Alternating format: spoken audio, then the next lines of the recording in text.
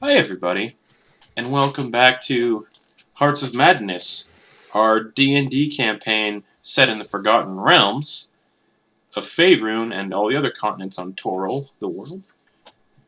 Now it does say a D&D campaign set in Pandemonium up in the corner over there, but disregard that. I'll be changing the background for this again. Who even knows anymore? We were in bed for next week. That's right.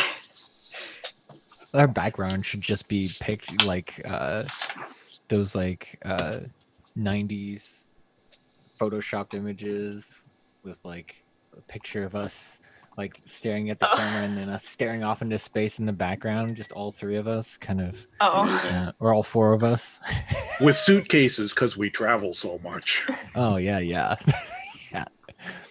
I was thinking more along the lines of Three Wolf Moon type stuff. Yeah. So speaking of wolves, before we begin,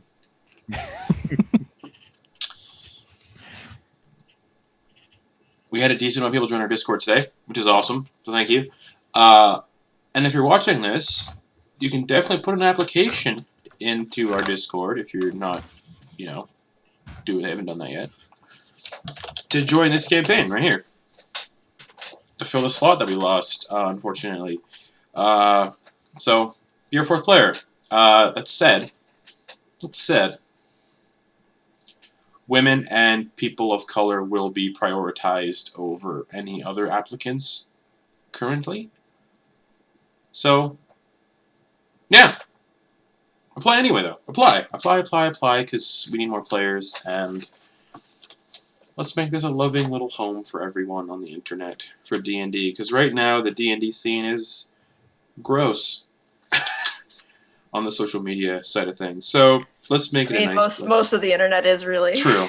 So let's make it a nice place for everybody. So you can do that on our Discord. Check out under the announcements tab. You can find a pinned post about joining the campaign. Fill out an application. Fill the void that Menchu has left when he unfortunately had to leave.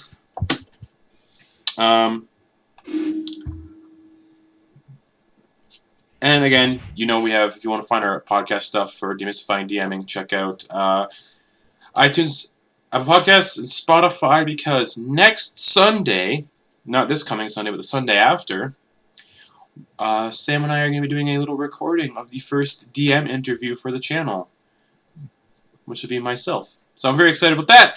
Demystifying DMing is really cool. It's all about Dungeon Master tips for new DMs, old DMs, trying to figure things out, get some perspective, some outside perspective. And it's good. There's a lot of good stuff. So check it out. It's going to be great, especially because I don't know what questions Sam's going to ask me about my process. So it's going to be very interesting to see me answer questions on the fly. So it's going to be fun. That's it for announcements. Really. Replacement for... We finished casting for Descent into Avernus, which is Sundays at 10:30 Eastern Time. Yeah. So, cool. So see you, the new player, on Sunday. So without further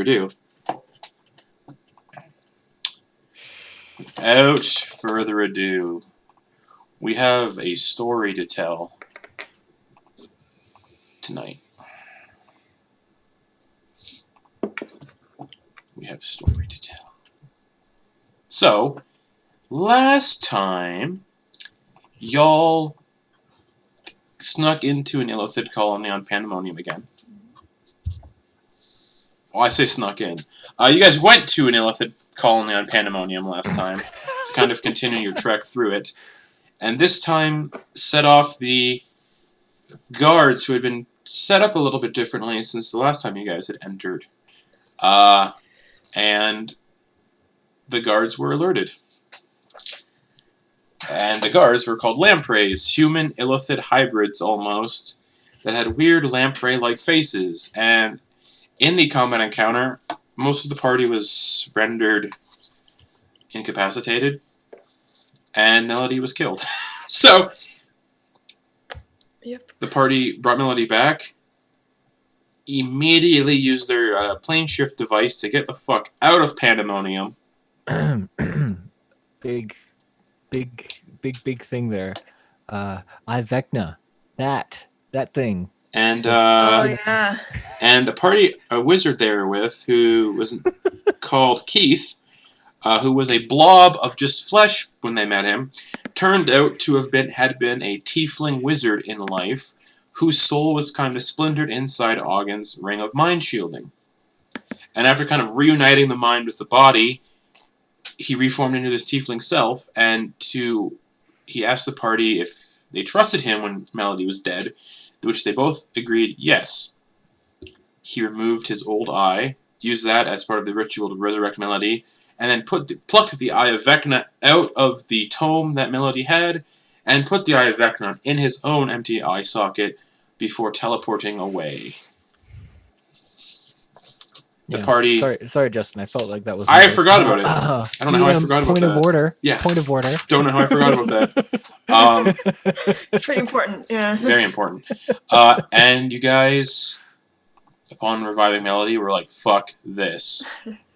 And plane shifted back to the material plane using one of the color pools on the plane shift ring you guys had found. And that... We essentially pulled it out and said, I'm done with this. Go where you want. And then fell asleep.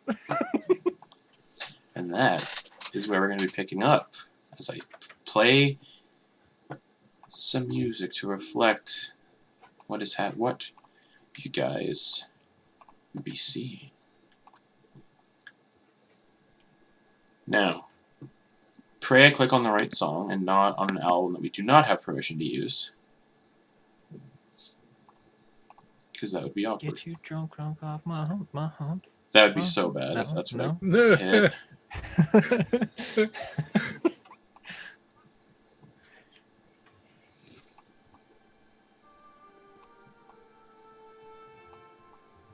There we go.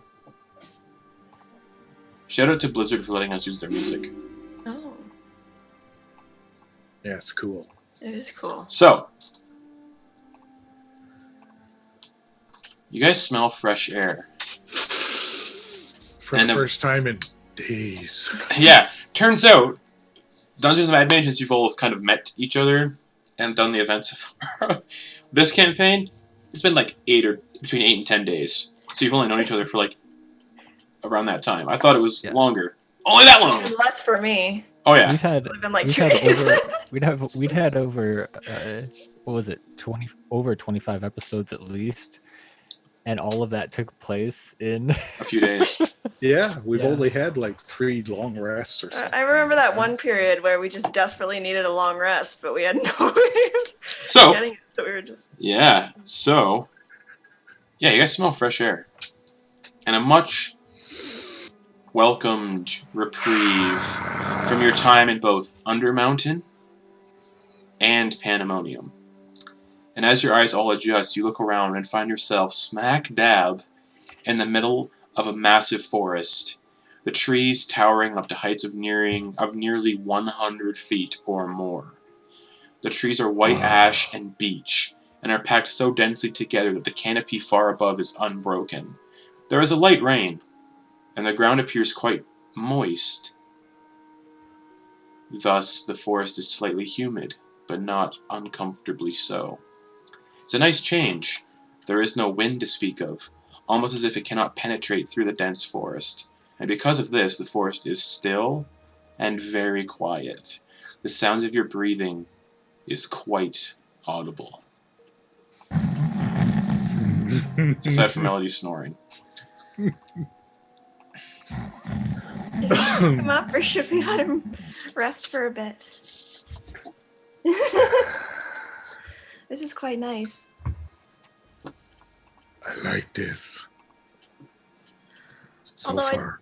I don't really know where we are. Do you recognize it at all? No, forest. Well, there's definitely worse places we could have ended up. Yeah, like where we were. Yeah. Is there any sign of anything living nearby? You know, any animals or? You see birds, some squirrels, maybe. I'm gonna take Cobb out and send him to just scout in a circle. See if there's anything, any kind of landmarks. Give me a perception check for Cobb. All right.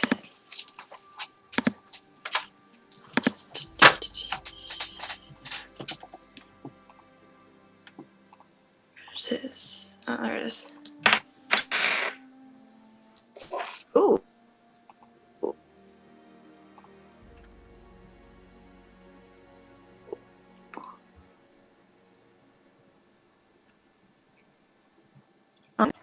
And he's invisible. Okay. And what'd you get, sorry? 21. Doesn't see anything. Okay. Just forest as far as the eye can see. Yeah, it's very dense, so you actually can't see too far. Okay. How are you? How are you feeling, Auggan? You probably need a rest, huh? Didn't we just have one? No, I think we just Nope. came in. Revived Melody and instantly left. Okay.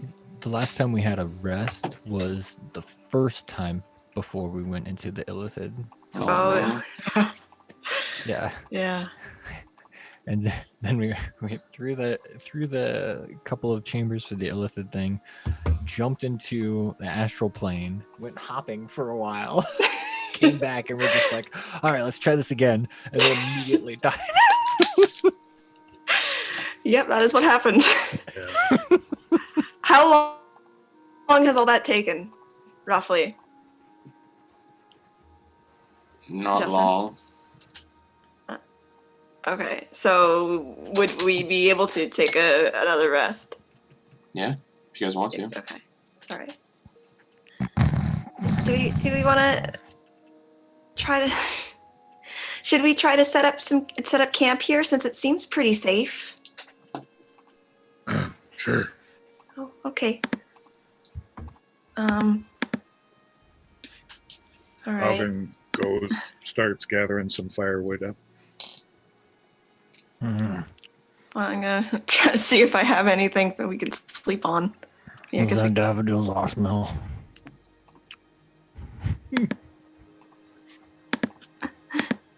are you awake now, or are you just talking in your sleep? He's talking in his sleep. Okay. So, Auggan, as you start to gather firewood, Hmm. and you go to reach for like just a piece of wood on the ground, an arrow thuds into the ground a few inches away from your hand. And you can hear what sounds like figures scrambling around in the branches above you. And as you look around, you see dozens of elves poised in the trees, aiming longbows at you, pinning both you, Rylie, and Melody in their kill zone. Sorry, you cut out for a moment. What's aiming arrows at us? Dozens upon dozens of elves poised in the trees, aiming longbows at you guys and pinning you inside their kill zone.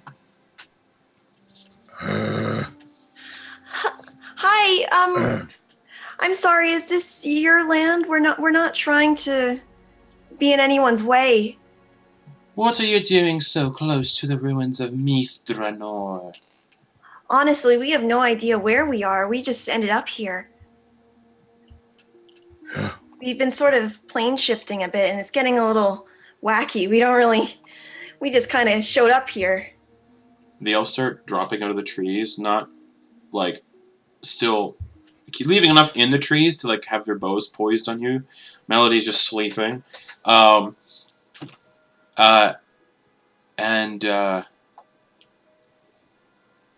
where? got like Yeah. marks on his head where he had previously just been like chomped. And where, in fact, are you coming from? Well, we were kind of jumping around the plains a bit, but we were coming from Pandemonium, but we're not from there. Right. Okay. Sure. Can I subtly kind of just kick Melody in case?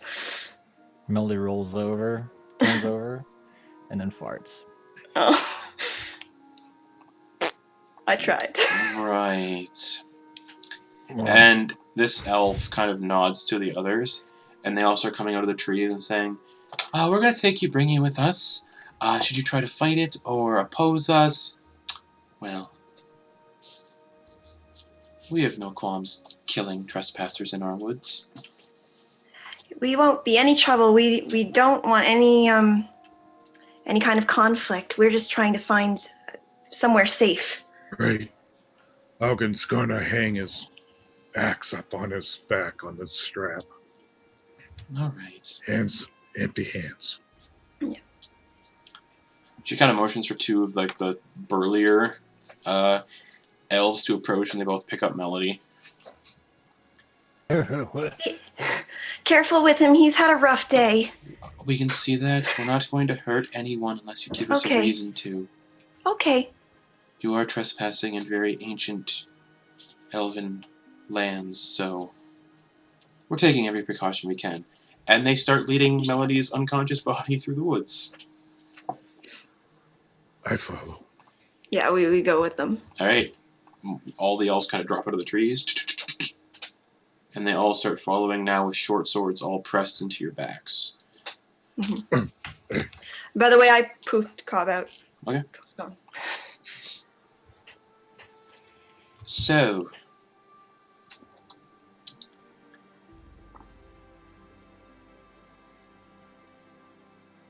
why? It's just interesting that you would shift so close to Drannor. We didn't really know where we were shifting. We just knew it was going to be somewhere on the material plane. Well, that's a bit reckless, isn't it? We wanted out of Pandemonium. A lot better than where we were, trust me. Sure, Pandemonium, of course. 3 of you. Mm-hmm. And the elves eventually lead you through this very dense forest. And the further you go, you can kind of see that there are buildings kind of built into the trees, but they've been long since abandoned. And eventually, they lead you to what looks like a massive city that is now a smoked ruin. There are some buildings still intact, but most of this city is destroyed from a very long time ago. In the center of the city, you can kind of see a crater. And they lead you into this other building and down a spiral staircase below the ground.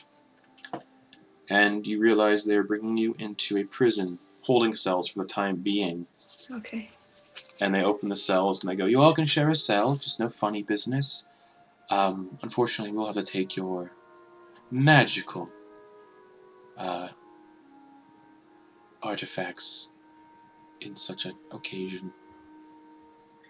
May I ask, will we be seeing someone in the near future? Okay. Within the hour. And we'll be getting their items back when we leave? Or if you're deemed trustworthy, yes. Okay. And, I guess. And these are all wood elves. So copper skin, kind of light hair, and they all... okay. And they take all of your magical equipment. You don't have to remove it from your inventory, because it'll make it a hassle. But none of you have your magical equipment. Auggan, your axe... Yeah, my axe. They're trying to take it. That's not great. I know. They're like, okay. They're like, fine. Just leave him with his axe. He can't break out of the cells with that anyway. And they let Auggan keep his axe, but all the other magical stuff they confiscate for the time being. Even Melody's bag of holding, which contains the book. Right. What about Melody's spell book?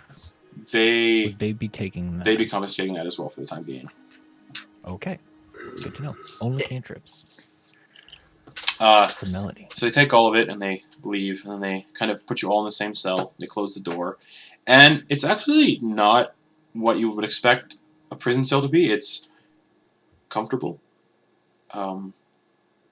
Lots of, like, grass and stone, and leaves and flowers and stuff. And they all leave. And you guys are left to your own devices for an hour. Or so, however long it takes. Auggan's gonna sit on a big rock and just hug his axe. I take my axe. Okay. Suppose we should rest while we're here. An hour? Yeah. It's an hour as well. You guys have an hour. So what are you guys doing for that hour? I'm assuming we're taking a rest, short rest. Yeah, but what are you guys doing during those short rests? Oh. A short rest isn't sleeping, it's doing kind of low activities, talking, doing whatever you need to do. Well, this is so much more peaceful than where we were, It definitely is. even if we are in jail. Yeah. What's up, Garrett? What kind of floor are we on? It's a stone floor with like a layer of like peat. Okay, cool. I was just wondering like what surface Melody was on, whether or Pete. not it would rouse him or not. Okay, cool. So it's kind of like the soft, mossy ground. Yeah, he's sleeping like a baby right Yeah, it's now. very comfortable. Yeah. Yeah, you get the idea. These are not. Well, not Melanie doesn't get the idea. Auggan and Rylie, you guys get the idea. These people aren't the kind of people to keep prisoners and torture them. They're kind of. Yeah, there's a reason the prisons are so comfortable. Mm-hmm. But you do not notice any other prisoners in these cells. So have you heard of this place before, Rylie? Whatever they called it, Mama, blah, blah, blah. Could I do a history check for that? Sure. It'll all depend on what area of the Forgotten Realms you guys are from. Honestly, I'm not super familiar with the Forgotten Realms setting. I got a 3, so I'm assuming regardless. Nope. Auggan's from like way north of Neverwinter, This is so awesome. the Rocky like, mountains. this is snow. all right up. I was in some forested area. I never really decided on a specific. You probably wouldn't know. Yeah. This is elf land. Yeah. Yeah. I've never heard of this place before, no. Hmm. But I'm very curious about it. Yeah, it's nice. What we saw. Mm-hmm. And they said it was sacred, didn't they? Sacred. Yeah. So, yeah, it's very interesting. We might learn something about, a different culture. That's fun. It's a nice learning experience. It's a lot better than Pandemonium, at least. Yes. Yeah, so I guess we just chat until... Okay. You guys can have a short rest. So everybody gets the benefits of a short rest, even Melody. Yeah, I Alright, I'll do some roll all of his hit dice. Which I will say Melody would probably wake up. Yeah, I imagine you would. Let's see where he's at. Yeah, depending on where he's at.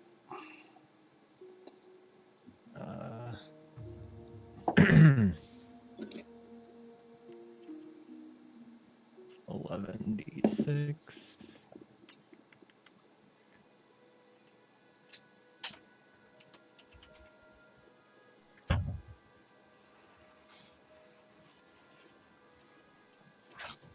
$11. 38.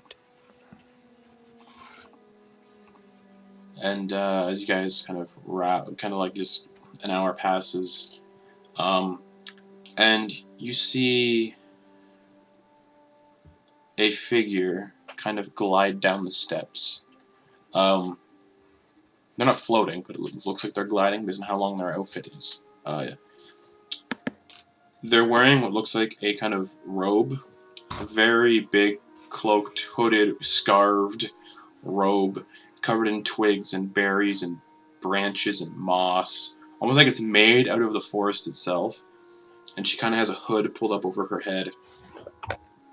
And there's like a veil of kind of like moss in front of her face. And she kind of just glides down in front of the prison. She's holding a staff, and in the staff are just carvings of just woodland animals. And at the top of the staff, embedded in the top of the staff, is a jar with fireflies flying around in it. And she just says, the intruders you must be. Yes, unfortunately, we didn't realize we were intruding. But I suppose that's what ended up happening. Well, my name is Valisar Iratel. I am the leader of what remains in the ruins of Drannor. We call ourselves the Remnants. What was her name again? Valisar. Valisar Iratel.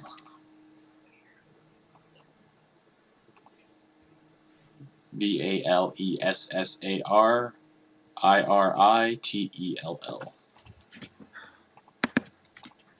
And yes, I lead the elves that remain here in our once proud capital. We call ourselves the Remnants. And who might you three be? Well, my name is Rylie. Auggan. This is Auggan, and then Melody is right here. Is he still asleep? He could probably be easily awoken at this point, though. Yeah. I'll just give him a little bit of a nudge. Okay.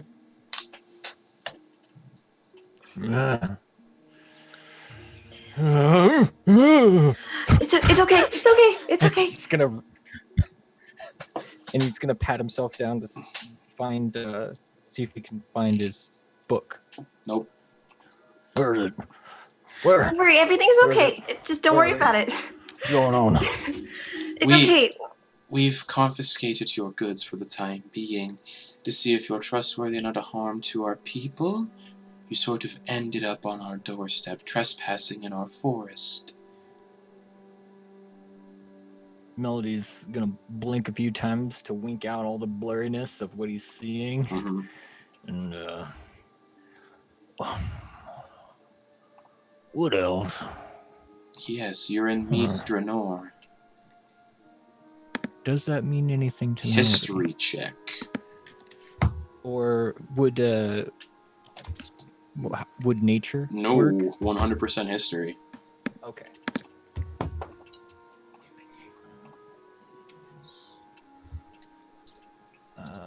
12. 12? No. Okay. But we are underground? Currently. Okay. So, why are the three of you roaming our forests? Why are you all roaming the Cormanthor? We did explain it to the people who brought us here. I don't know if they told you. They mentioned you plane shifted from Pandemonium. Yes, that's right. We did. I know it seems unlikely, but... No, I believe you. I believe you. You're gonna want to be careful with a thing with a lot of different little nibby knobs on it. I know what it is. Alright. Just in case you get to a different, something or other. I don't need a device to do that for me. So, tell me, why are you all here? In a place you say you don't know? We're not sure. The way the device works, as far as we can tell, is that it takes us someplace random. This is where we are. That's a 28 for insight. I believe you. So you're messing around with an artifact you don't really fully grasp? As you can see from our friend, we were kind of in a desperate situation. Tell me, Pandemonium, why did you flee Pandemonium then? Here, I got something for that.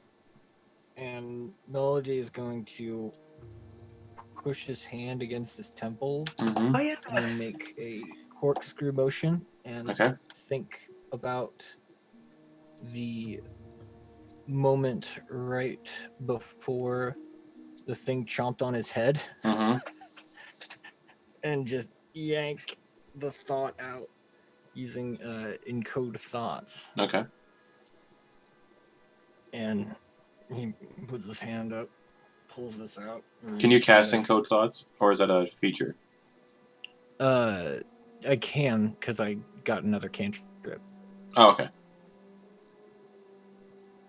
Either either got another cantrip or I forgot to choose a cantrip on one of my previous level ups. But when I looked at my character sheet, I was like, oh. Okay. So yeah, you do that, and she'll do whatever she needs to do to see it. Yeah, and I just leave it in because it's weightless, so it'll just float there and there, leaving it for her. She takes it. Grasp. Where were you on Pandemonium? What is this place? Well, actually, it's kind of complicated, but we started in Pandemonium, but we think we may have shifted into some sort of demi-plane, where we were sort of supposed to deal with an Illithid problem. Mentioning the word Illithid, she immediately focuses again, turns to the three of you, and says, so you're telling me you plane shifted out of an Illithid colony with an artifact you don't really know the full potential of, and you came to the exterior of our site of Drannor. Yep. Yeah, that's pretty much how it happened. Yeah. Don't kill us, please. I'm not going to kill you. Oh, good. It'd be par for the course if you did. Yeah. That's unfortunate. I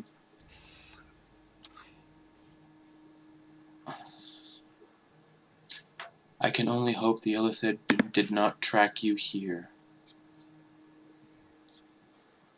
I hope not. We hope that too.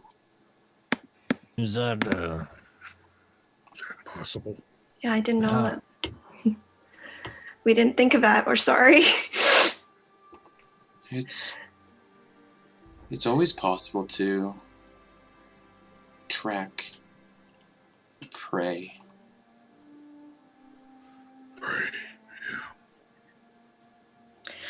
And if these are Illithid, then they are not shy of using means of scrying and other means of seeing across planes.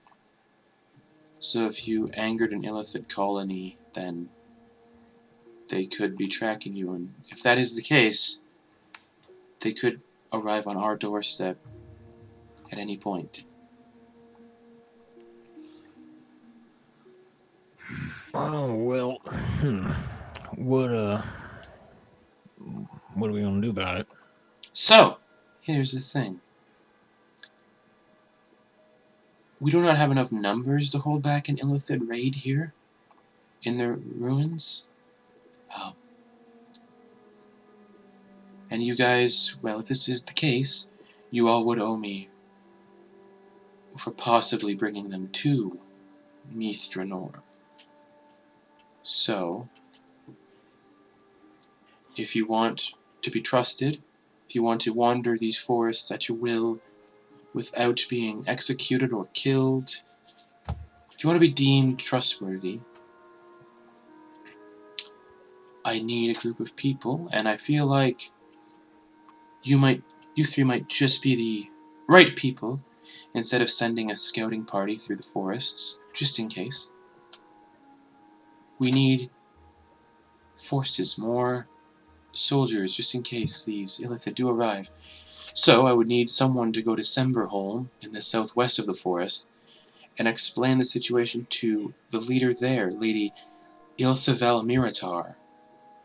She is the leader of all of the elves here in the Cormanther Forest. And, well, explain to her that should these Illithid arrive, it could be catastrophic. Should they discover any of the artifacts buried beneath the ruins of the city. And if these are Illithid to come in, we do not want them finding the artifacts buried beneath the city. So ideally, the elves will not go in the ruins because they do not want to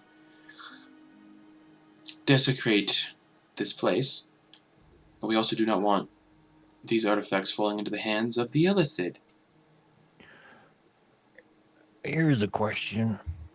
You don't happen to know how to destroy artifacts, do you? We do not. Because we did happen to take quite a few valuable mementos from the Illithids that Which could are also be a quite reason why they dangerous. will probably hunt you down then. Interesting. Yep. There are, well, we have no knowledge of that here, but you are, as you have probably planned, back on the material plane, back in Faerun. There's probably people here who could give you that knowledge. Many people, if you know where to look. Eldminster perhaps may have the knowledge required. You might even find knowledge buried in the ruins.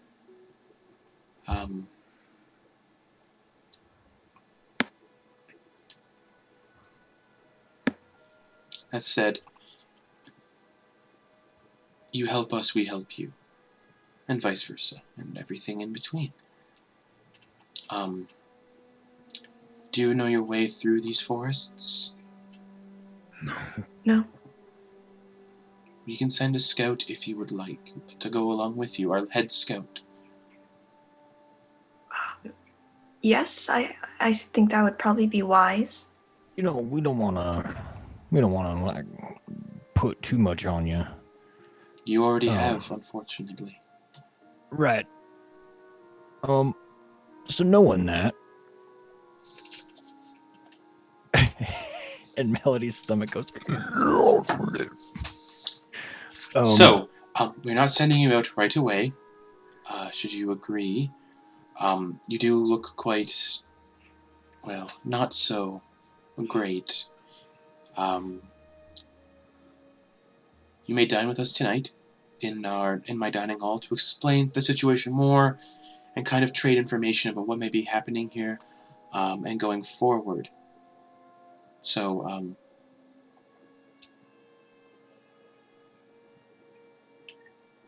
we will allow you to... Well, you're not going to be... We won't keep you in the cells. But we also will not be returning your equipment, so to speak, until after this dinner, so we can get to trust each other a little bit more. Just don't leave the city limits, and everything should be fine. Wander, and do what you please. We have a bath, an area for bathing. It is a nearby river that we use to do that in. And should you be seeking a place to sleep, we can accommodate beds as well. For the time being. That would be really wonderful. Thank you very much. Okay. Dinner will be in a few hours, so... She unlocks the door. Thank you. After she unlocks the door, Melody's just gonna teleport to outside the door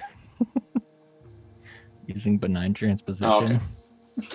Just to know that he was staying there on his pretty much through his own will, and to kind of,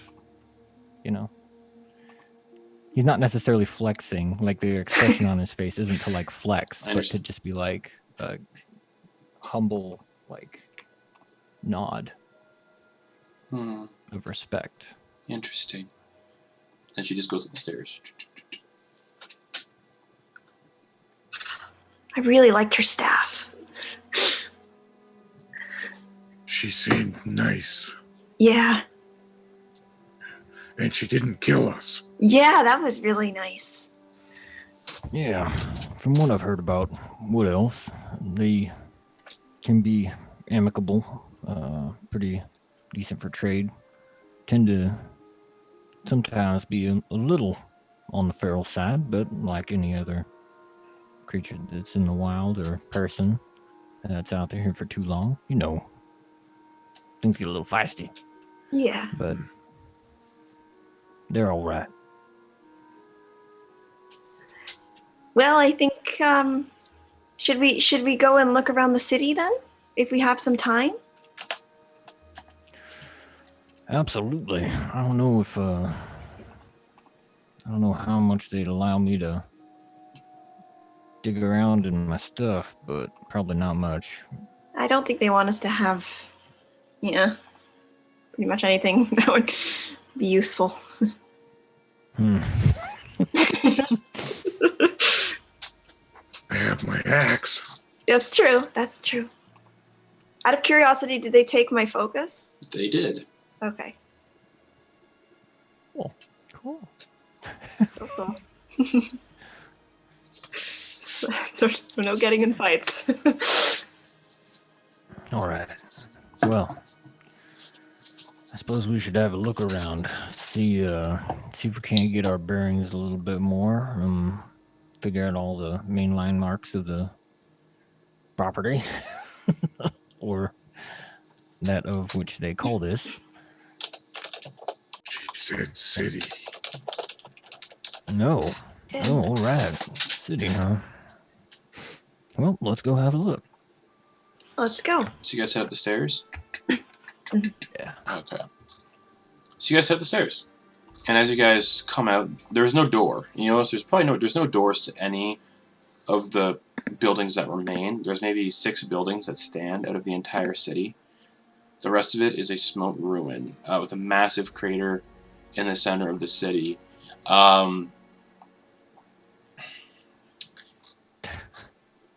Yeah.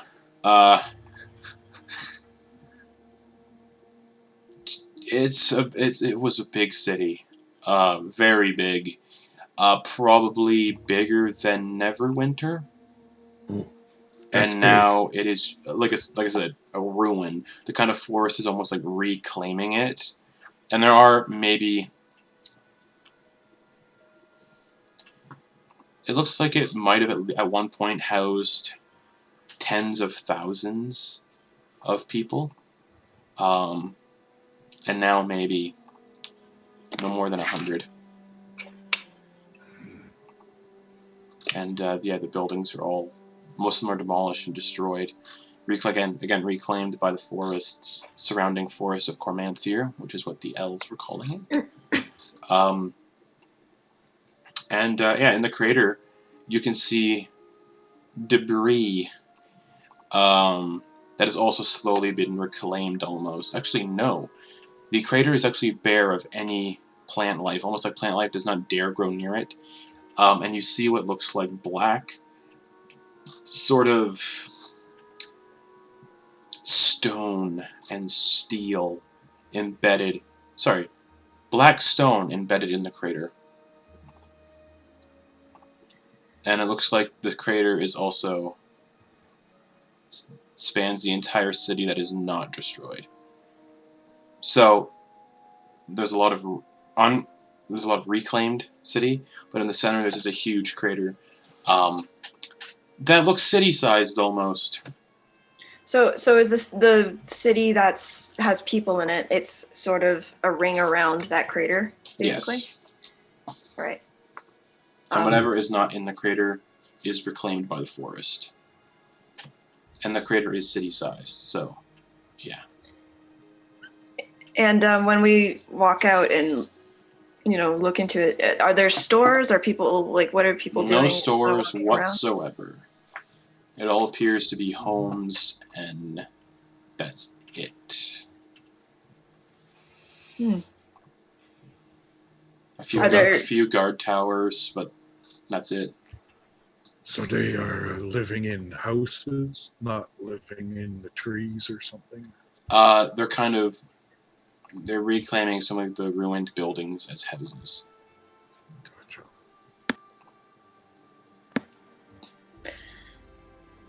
Gotcha.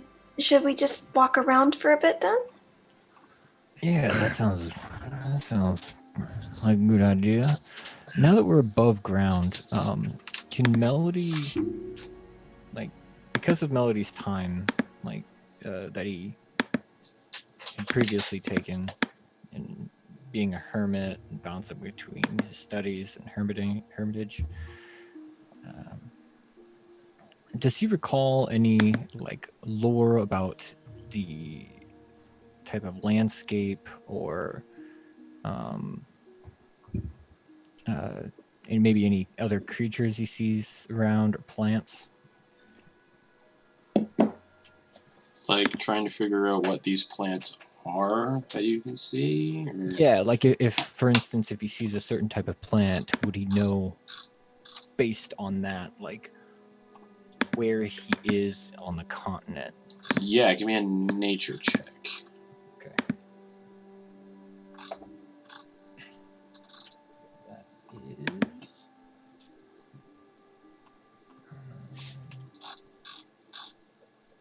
18. 18.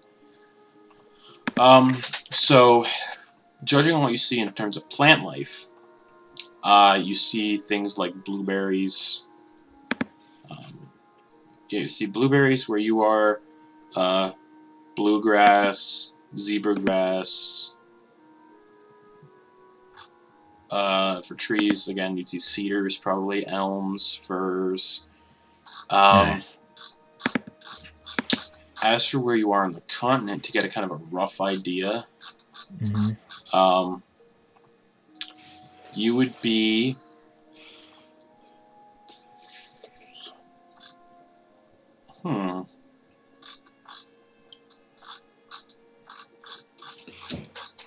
you would be sort of near Shadowdale.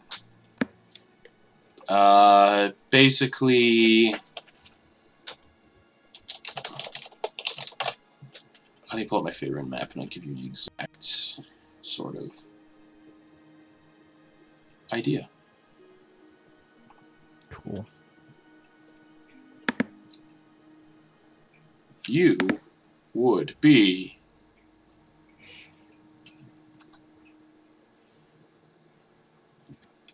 in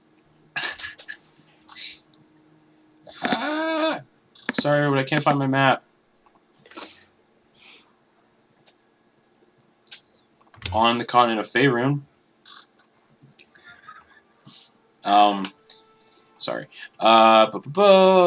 Load image. It's okay. Load. No, I got it. Figure it out. It took too long for Okay. me to find it.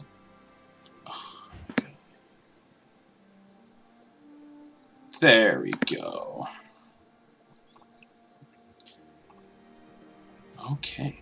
Yes. So you're probably about in the middle of the continent, sort of.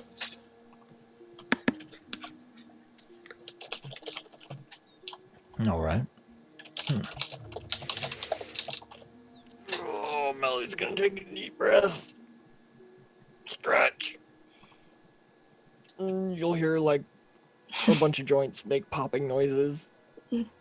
How you doing, Melody? Sore. Yeah. Well, we're gonna have dinner soon, and then you can rest.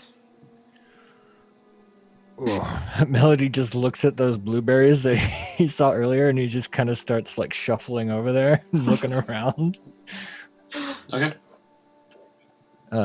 Does it look like there's any setup as like, hey, that's actually part of our guy, or is it, or does he? Has he already kind of gathered that? It looks like it's part of the forest.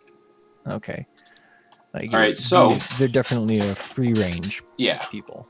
So you would probably put together, now that I have the map, you're probably about actually more towards the northern half of the continent of Faerun, kind of like middle but north, so kind of not far from this. You're kind of not far from the Sea of Fallen Stars, so you're kind of in the vicinity of other places, other forests.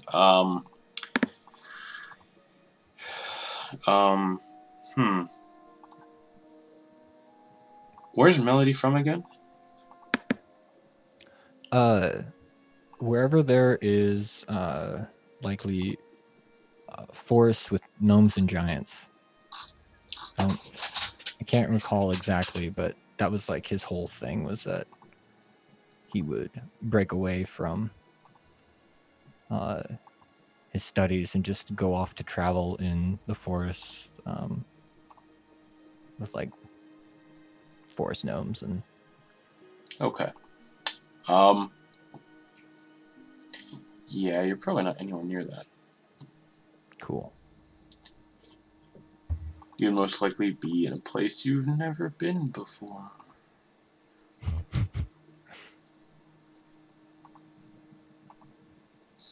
Yeah, that's what you'd probably put together.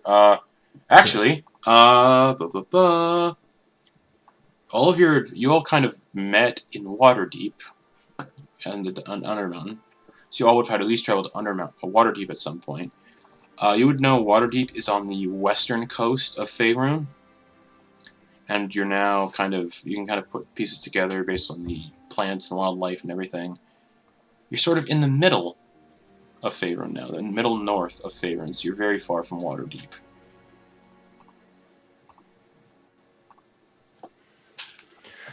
All right.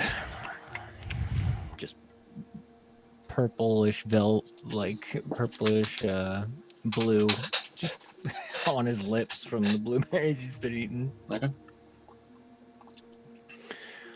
All right. More bearings. They said there was a river around here, right? Uh-huh. What do you guys think? Sure. Yeah, I'm not sure what you're suggesting. You want to go to the river? We could look for the river. Melody just looks at himself, blood everywhere. Oh, right. Yeah. Okay. Yeah. Let's do that. He just looks down at himself and then back at her. Right. Yeah, let's go take a bath. Yeah. How about there are two kind of elves looking at you, kind of perplexed. Mostly all the elves when they pass, kind of just staring because they're not used to seeing non-elves in this place for quite some time. Hi, everyone. Salutations, Melody Buford Forster. Yeah. Right. They kind of just keep walking past. But you can see a nearby river. It's a kind of a shallow kind of stream almost. Yeah. It's about 50 paces behind the blueberry bush in the forest a little bit. Oh, cool. All right. Yeah, this is probably the first time in a long time that Melody doesn't have the adamantine breastplate on. Yeah. He's just letting it all hang out, pot belly and all. And he just walks right into the river. And okay.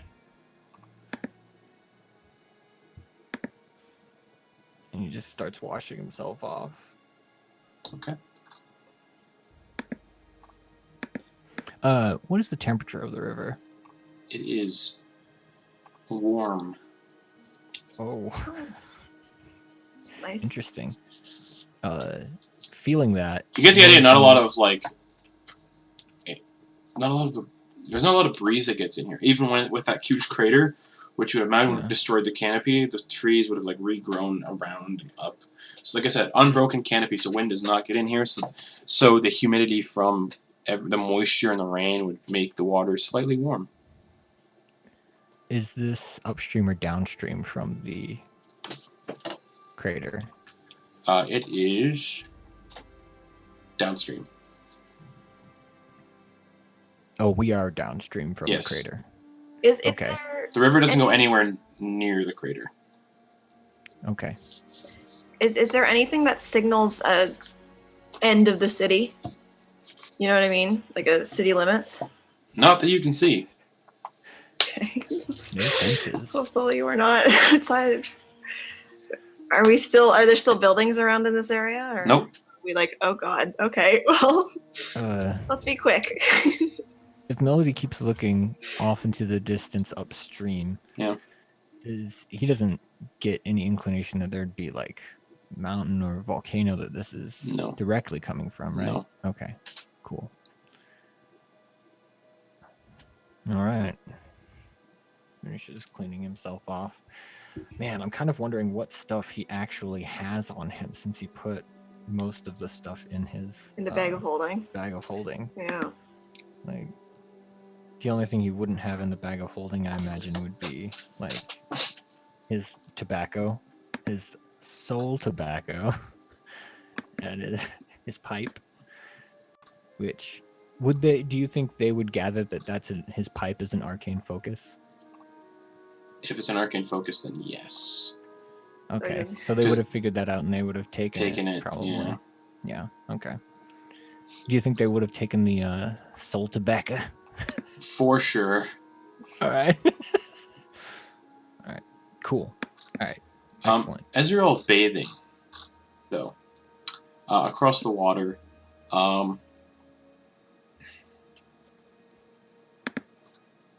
Oh, did anybody join in? Yeah, I'm not as more bad off as you. Across the water, you see kind of trees bend and snap in part, and you see a 10-foot tall porcupine kind of wander over and start drinking from the stream. Melody washing his face. Yeah. A giant porcupine. Does it see us? Yeah, it doesn't care. It's just drinking from the water. Okay. Yeah. Oh, what a cutie.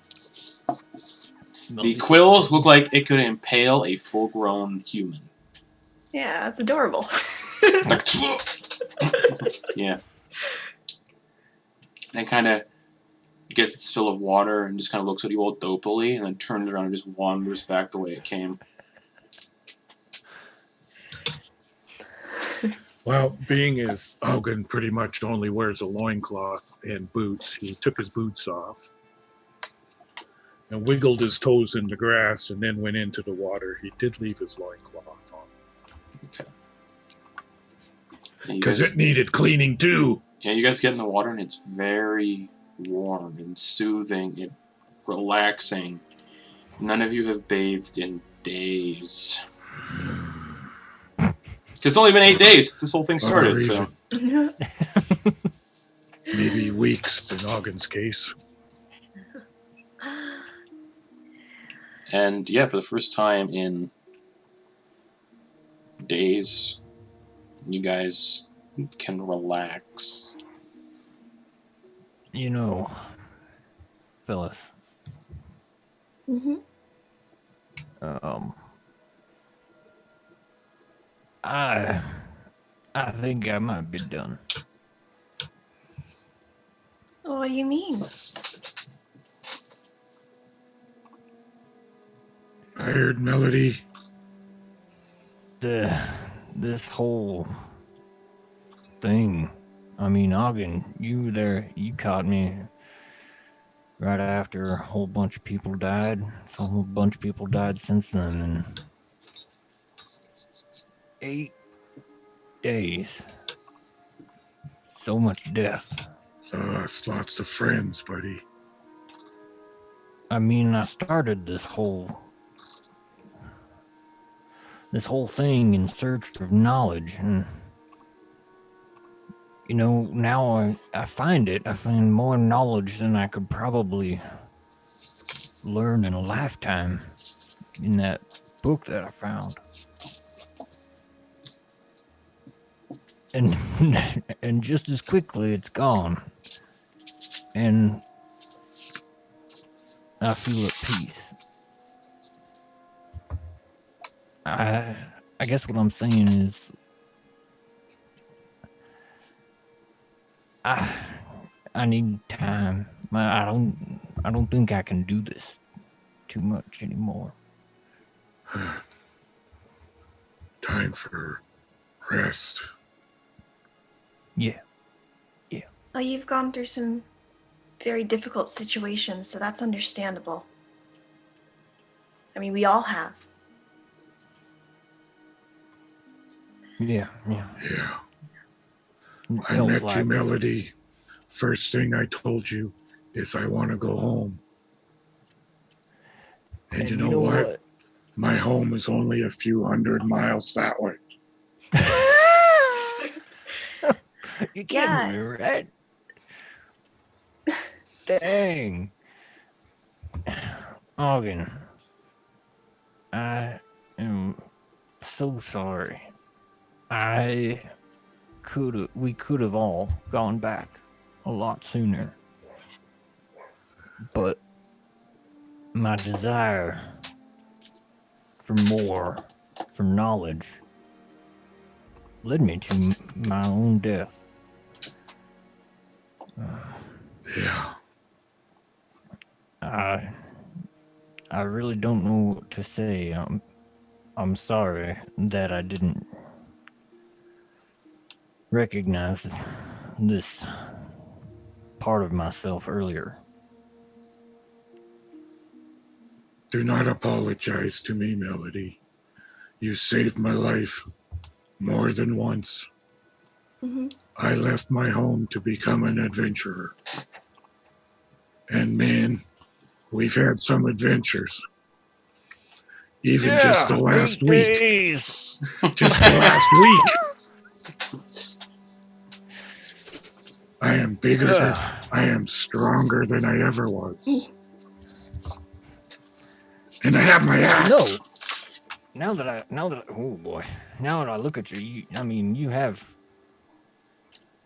Yeah, you gotten thick, bud. And he'll like clap your arm. Yeah. I was big. Now I'm bigger. Yeah, you are. Rylie, Yeah. I hadn't known you as long as Auggan, but when it comes to the span of a week, you just give me a couple more days. Seriously, that's only what? 5 battles difference between. Yeah, I guess so. It feels like a lot longer. Yeah. I feel like I've known you guys like forever. More than a week. Yeah. We went up 4 levels in a week. Mm-hmm. I'm really glad. I know we weren't really in very great places, but it's kind of lonely where I come from, and I'm just really glad to have met you guys. Me too. But maybe I'm sorry if my mind is leaving me at this point, but I don't remember you saying where you were from. Well, I come from I'm sorry, I don't know the exact area I come from, but I'm I don't know the exact name, but I come from a sort of wooded area, and I live in this little cabin, and it's just me and Cobb usually. Sometimes my patron comes by and I could talk to her, but only sometimes. And I like to talk to the animals. Yeah, that's pretty much it. While Melody's listening to her description, he's just laying in the river, like lifting his feet out of the water and back in, just kind of kicking, like he's paddling in the water, but he's just sitting down. Yeah, for a really long time, I've actually, been hoping that maybe, I would meet someone would come by the cabin or something, and so I'm glad it's, someone getting to meet someone. How did you get into Undermountain? I don't really know. I just kind of ended up that way. That I just woke up and I was there.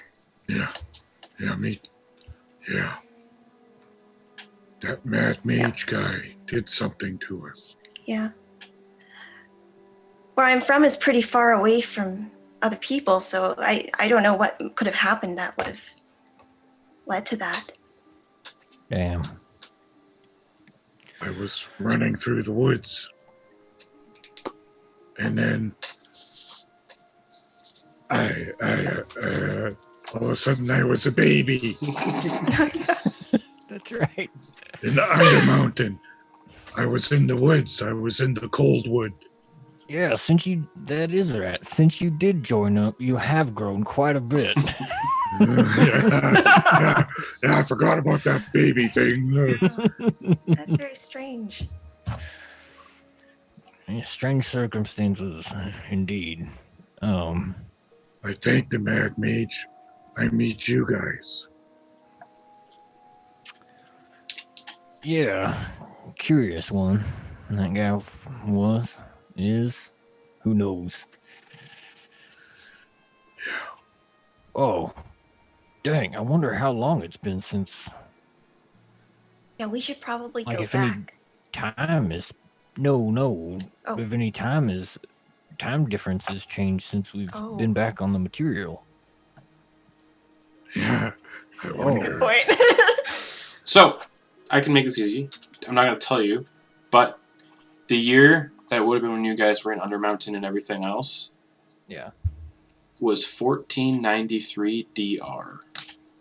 The current year in published D&D. Okay. Okay. So So every book that What did comes you out s- right now in 5th edition is set Yeah. during 1493 DR. okay.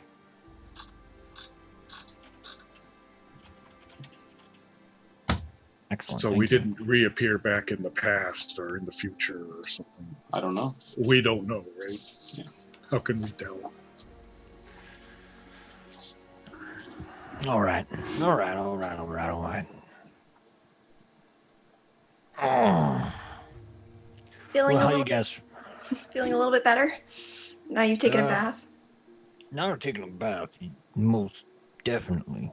Still, and Melody will kind of like wince as he like tries to put a flap of his skin back So where that thing bit him. you notice, it's probably been about an hour since you guys have been bathing.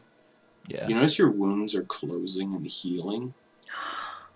And you guys have actually gotten the benefits of a long rest in this water. What? Oh dang. That's awesome.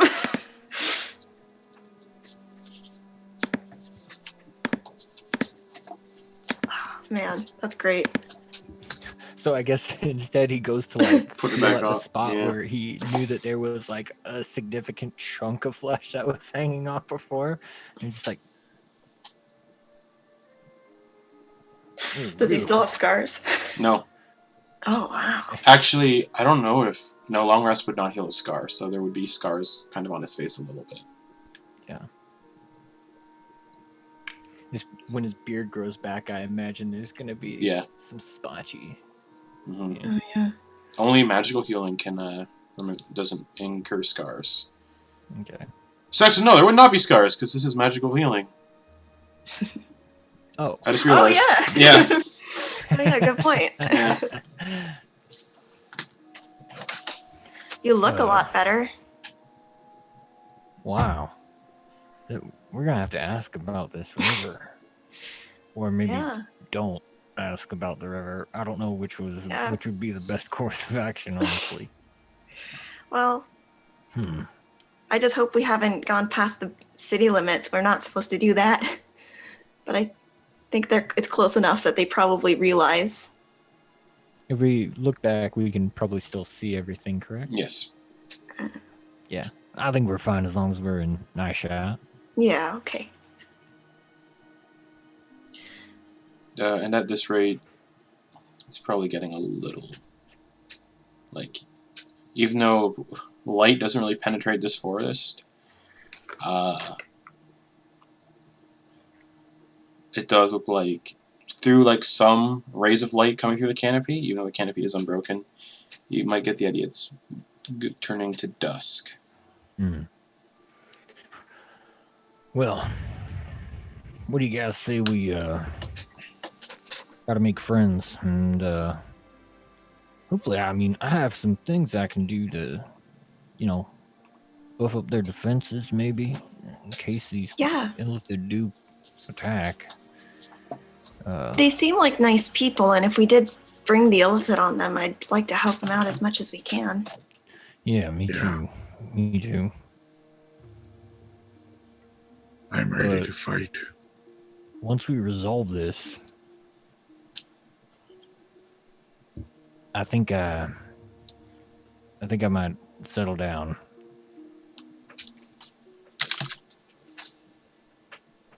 Mm-hmm. And he'll just kind of look at both of them and start walking towards the city. Okay.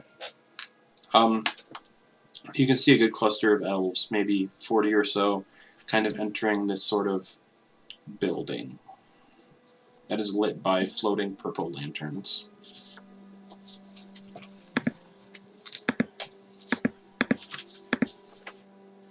And the smell of food is wafting out of it. Food. You do not smell meat, though. No aromas of meat. Oh. Vegetarians. I imagine Auggan still has some of that bug maybe on him, unless they decided to take that. I do. I still have one of them giant cricket things too. Max, it's 4 days old. Yummy. But it's been in the bag. It's been in a bag for 4 days, yeah. So do you guys approach the building that everyone's kind of going into? Yeah. Yeah, I guess so. Okay. So you guys approach it. Yeah, you can smell the food a little bit strong enough. There's a lot. I suppose like a lot of fruits and roasted vegetables. And you get inside and you see a massive table that's sitting about 45 or so elves. There are 3 chairs vacant, and at the head of the table is the elf you saw with the veil, the mossy veil, and the staff with the fireflies in it. She's kind of sitting at the head of the table and just making sure everyone that lives here has found a seat.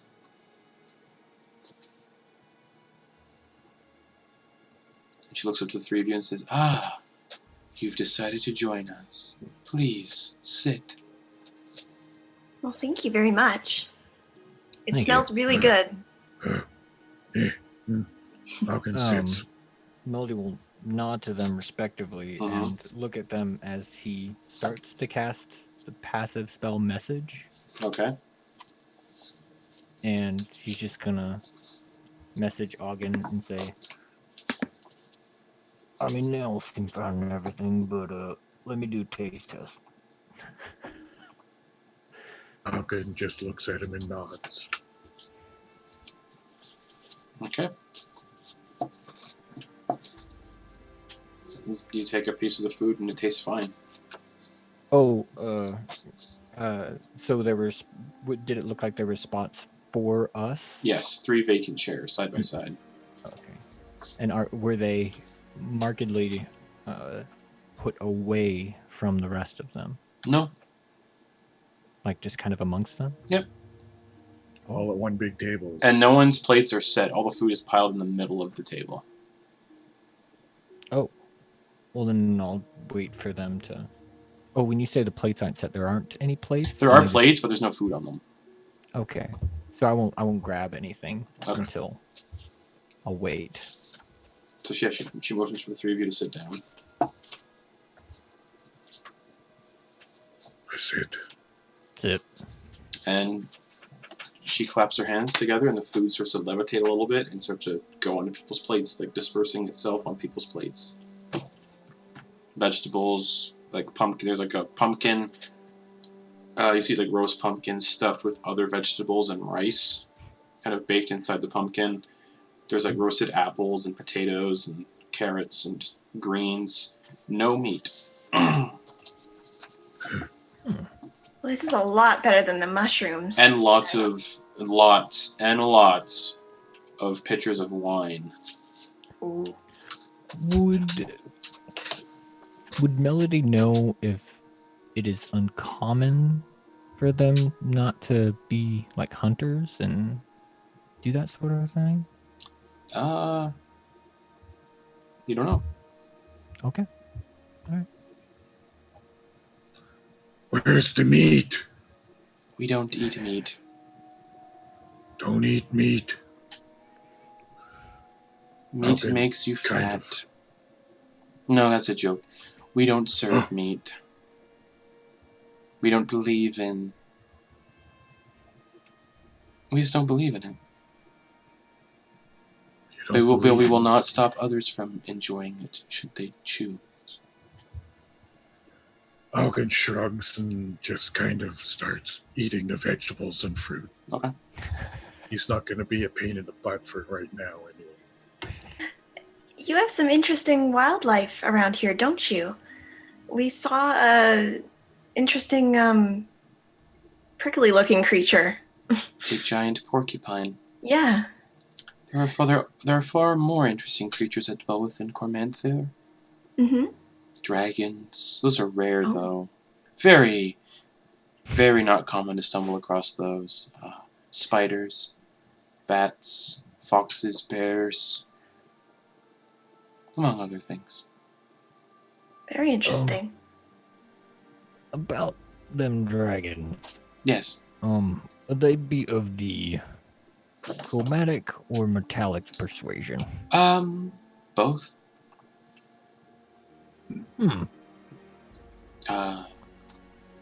Lycanthropes, all kinds of things find their home in Cormanthier. Any of them give you trouble? No. Hmm. Again, they're quite rare. Well, sorry. I should say thank you for directing us to the river to Yes. clean up, so to speak. I mean, it healed me. It has those capabilities. It's very valuable. It is very valuable. Do you know why it has such capabilities? Yes. But you're not going to tell us, I'm No, assuming? I will not. Okay. That is Unless trust understandable. is earned.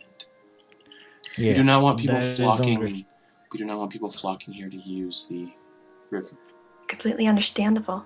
Mhm. Out of curiosity, if the water is taken, would it have the same effect if it was drank from a bottle or something? Anyone who would try to take the water wouldn't make it very far to find out. Fair enough. Melody kind of squeezes the extra water out of his robes that he's currently got in there. Okay.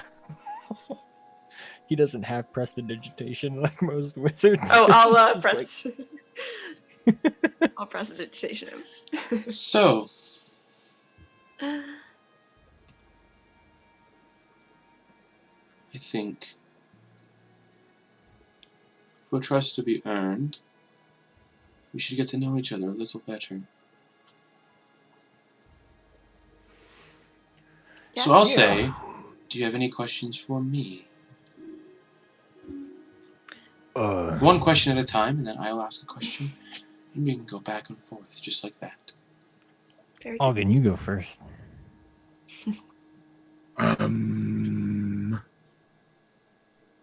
If I went into the forest, would you allow me to hunt?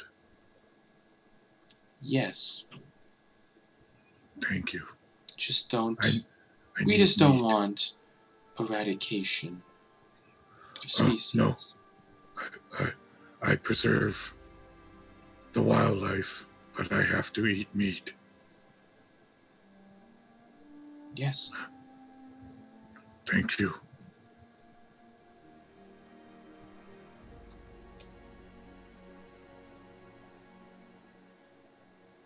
Why are you so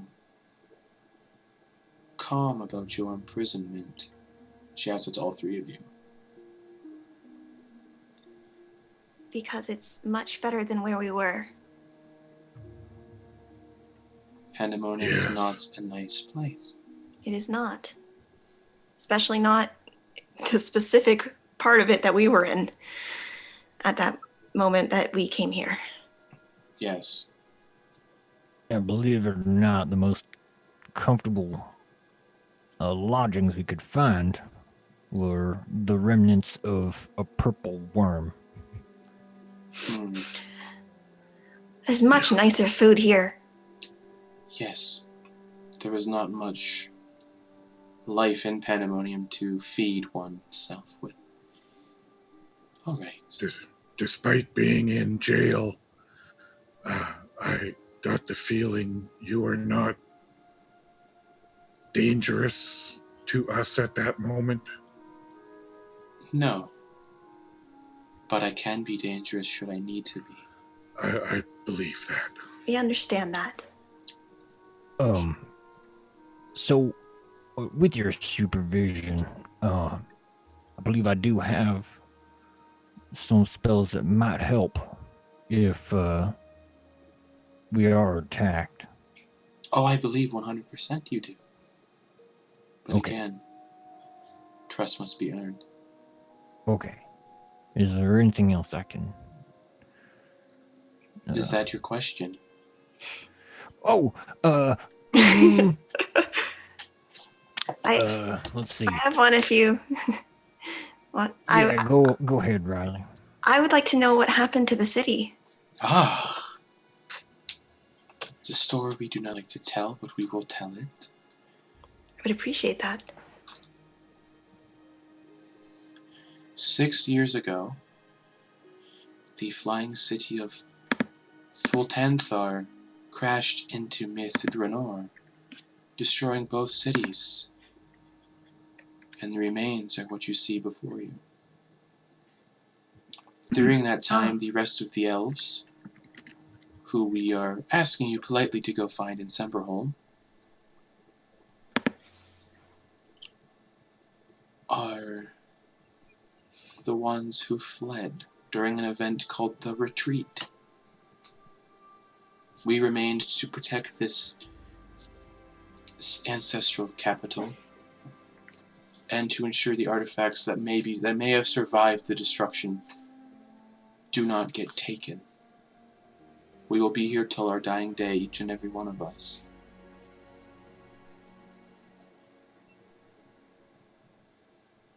Thank you for telling me this story. That was a very interesting one. Hence why it is a city-sized crater. Yeah. Now it's my turn.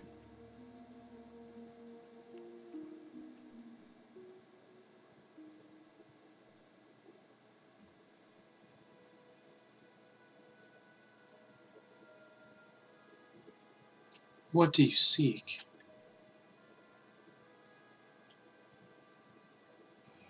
What is your goal? What is your purpose for being? Is she saying that to all of us? All of you, yeah. Okay. I'm gonna look at Melody. Well, I will admit I was kind of the I don't know, propulsion on our little suicide dive. My drives have always been,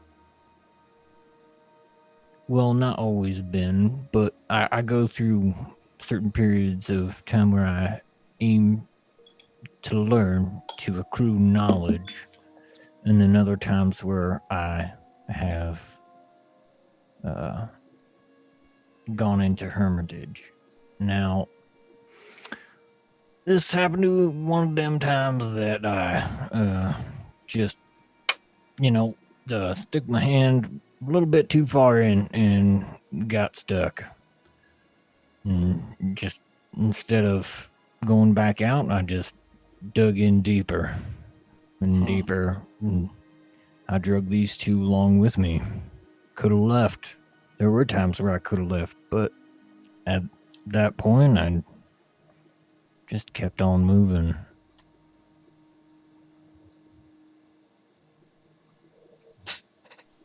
And what about you two?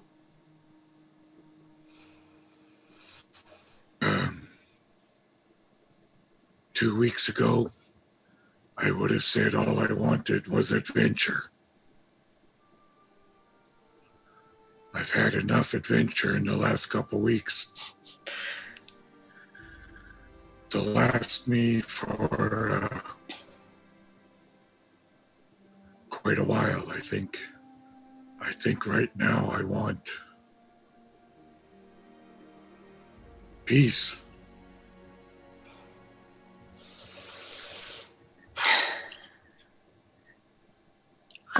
All I've ever really wanted was a family, and this is the closest thing I have right now. So I'm here to take care of them and protect them if I can. Auggan reaches over and pats her on top of the head. Thank you. AQ.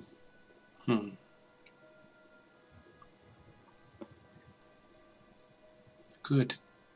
We each have one more question each. So.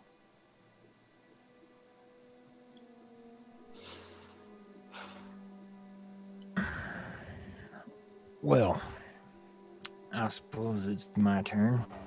I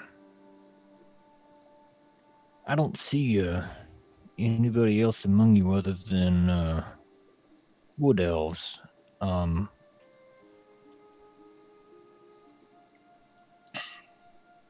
What would you say to people just wanting to maybe stick around for a bit? There could be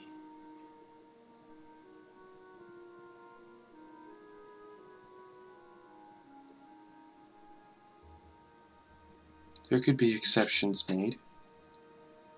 I know that this whole Illithid situation definitely ranks top, and I can understand any desire to reject us even after it is taken care of so that no further encroachments occur. So, again, I would understand any decision you might make. Exceptions can be made.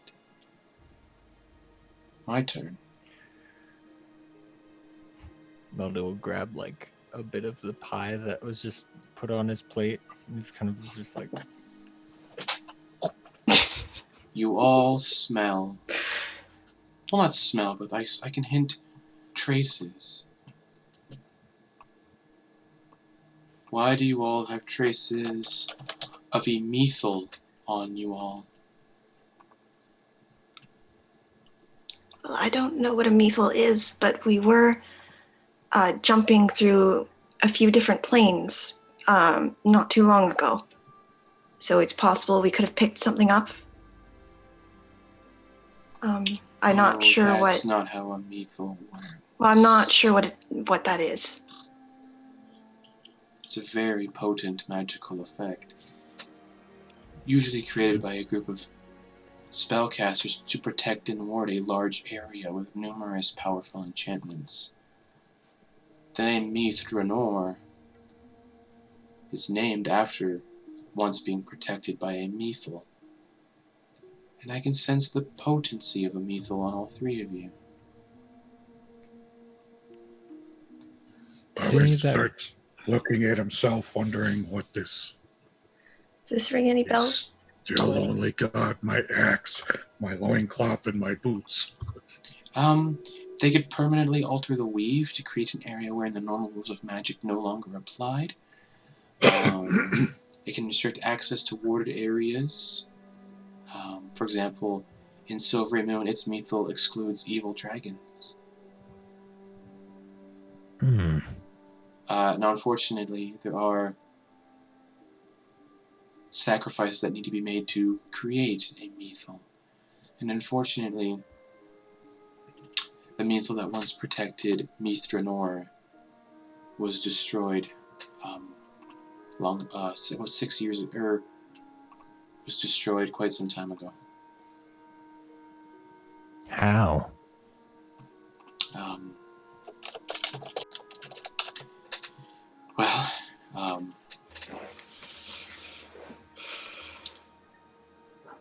During the Weeping War,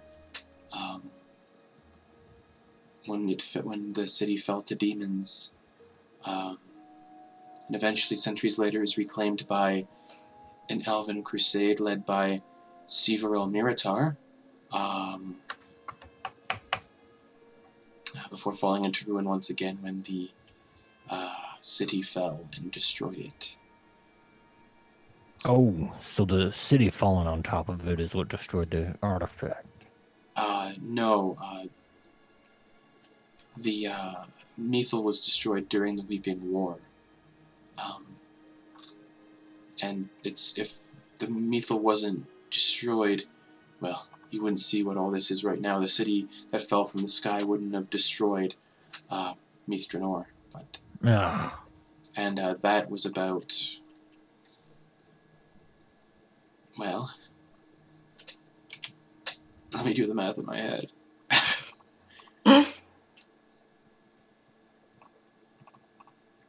That was about 779 years ago. So I imagine with that carried knowledge, there's probably no information about how it was destroyed other than that it was just destroyed during a war. It was no knowledge on how it was destroyed. But the city was rebuilt after the demons were cleansed and taken out. But without the Mythal, the city could not be protected 100%. And then when the city fell on top of it, Thulthanthar, when that crashed into Drannor, it destroyed both cities, and that was about 6 years ago. So this new site of ruin you see is only about 6 years old. Oh.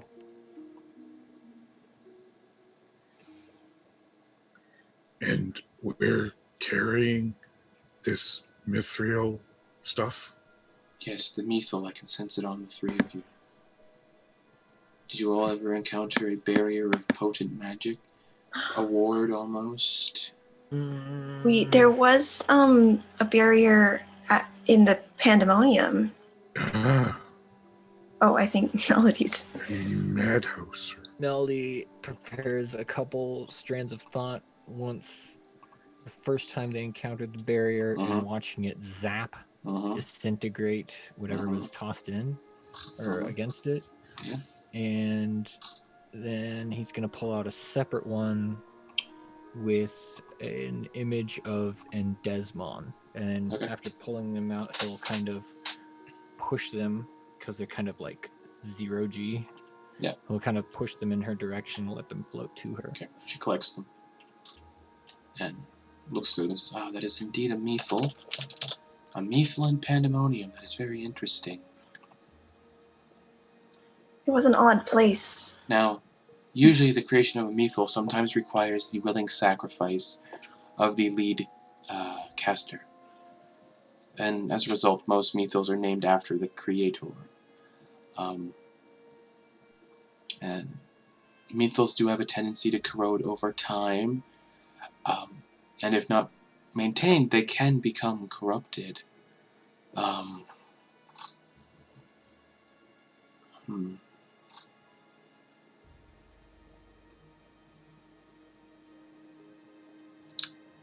It's very interesting. So, question. These are just kind of remnants, right? They aren't like doing anything weird. They're not to doing us? anything to you, no. It's just kind of particles on the shoulder you gotta brush off, or Yes. Is it? We were given permission to enter as we please. That's is that most likely why? what that is. Okay. So it's inside us. Yeah. Okay. Mythals are not something taken lightly. They are very potent. Only potent magic could probably break one. Is this something that's going to be a concern with your people or with the other elves? No. But Okay. re-establishing the Mythal would be wondrous. Especially if one could be made to protect all of this forest, all of Cormanthier. So we can stay here in peace. But Can we help with what we have in us? no. I want to help.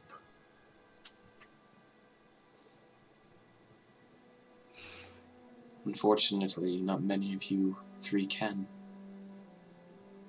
yeah, I mean, truth be told, there was a reason why we left, and that was because it was too much for us. I mean, we were way over our heads. I really hope that we can make a difference if a battle does break out.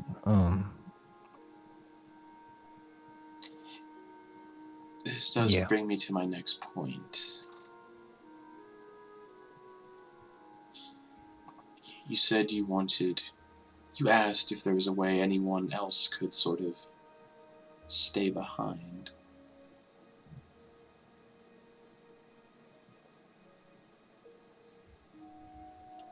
Yeah.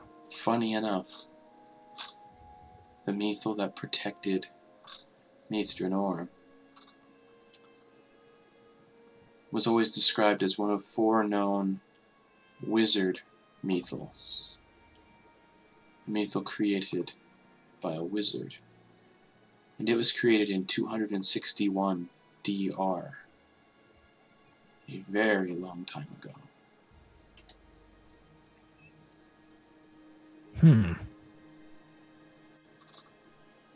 So,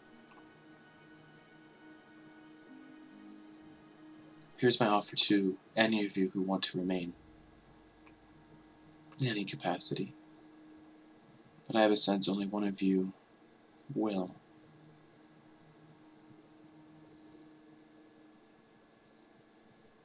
If you wish to remain, you can aid us in rebuilding the Mythal to protect our forest.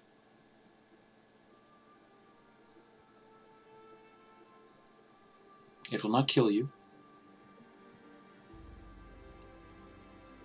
but there for sure will be knowledge to be gained, and without a risk of putting your hands completely into the unknown. You'll need to take steps before we can allow you to do this, to aid us, but well, it's a lot. We'll give you the option to choose for yourself. Looking at all the other wood elves, Yeah. how much character are we picking up off of them? Are they an odd sort? You got some goofy people in there, maybe some like... Yeah, they're all... Some eccentrics. Yeah, there's about like 45 of Yeah. them, not counting the leader. And they're all kind of joking around, laughing, singing. Okay. Good. Didn't want to just say... Yeah. And even though... things to get too serious. Even though she's sitting all the way at the head of the table, pretty far away from Yeah. you guys, even though she talks very quietly, kind of like a whispered tone, you can still hear her very clearly. Interesting. Okay. All right. I was getting a very odd perception as to how this dinner was going down, so I wanted to make sure. Yeah, no, it's going very well. These are actually people we're having dinner with. Mm-hmm. Okay, cool. So knowing that that's been the situation the whole time. Yeah, count me in. Excellent. I'm with Melody. Me too. All right.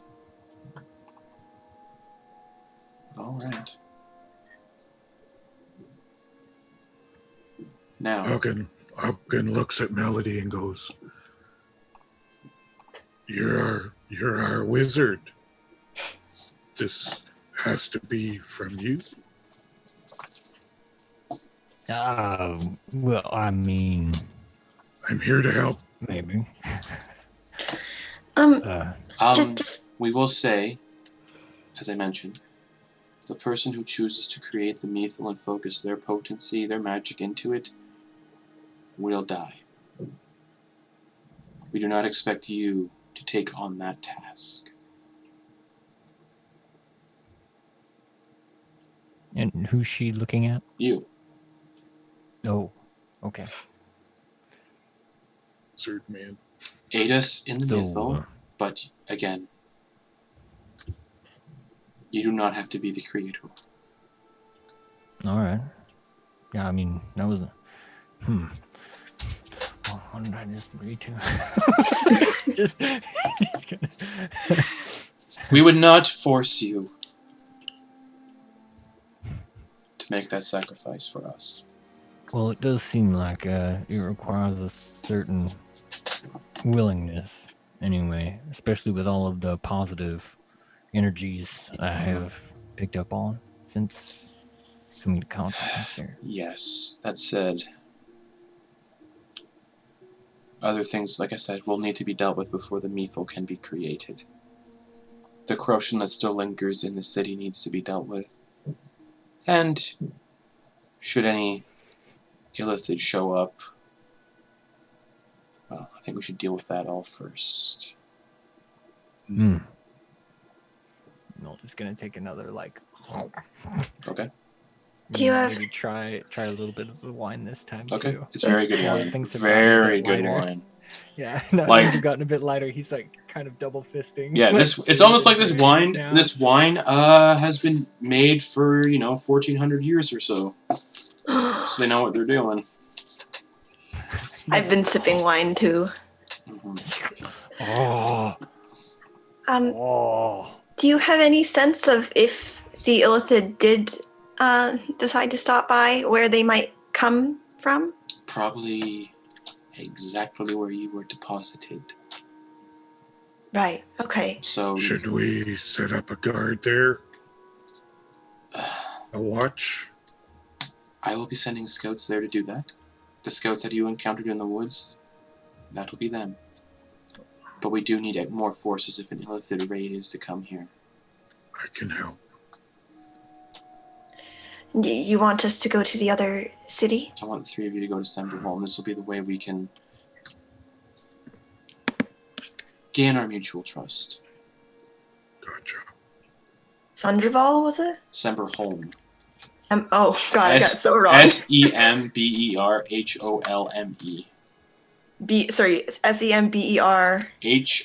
Holme. Semberholm. Okay. Semberholm, okay.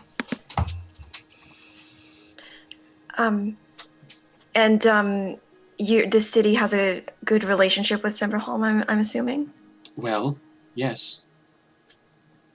The people who run Semberholm lived here Right. before the retreat. So, yes. If they learn that that this place is threatened, they most assuredly will send aid. Explain the situation as best you can to them. They are not as trusting with outsiders as we are. Well, in a manner of speaking. So am I correct in thinking that basically what was the city here is now Semberholm and you are just kind of guardians? Yes. Protecting? Okay. Yes. Just wanted to be sure I understood. Semberholm is nowhere near as big. Right. But, Did you lose a lot of people when the cities crashed? yes.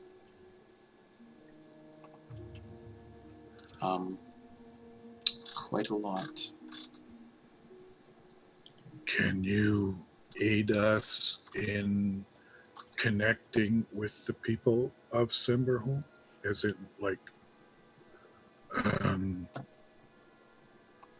some kind of safe passage Yes. letter or I will something be like sending one of my scouts with you to aid in any sort of politics on the road. Gotcha. I'm sorry. I don't mean to interrupt. Maybe I missed it earlier, but if they know you're here, why haven't they come back? They don't see the point. The city Plus, is I ruins. imagine There's nowhere to live. Yeah, I imagine after a couple years too, they start laying down roots. Yeah, they retreated Then about... it's over. Yeah, and the retreat is when they left. That was over... Oh, I don't know. That was 150 years ago, so by this time, they're quite comfortable where they are. Now, Semberholm, well, you'll know when you find it. It's a range of wooded hills in the southwest of this forest. It lies on the banks of Lake Sember, The place you are looking for, specifically, is the city of Semberholm. It is the ancient center of the region, and the village lies on the banks of Lake Sember. So nowhere near the size that this place was. Our guide will know how to get there. Of course. Wouldn't be much of a guide if you didn't. Yeah,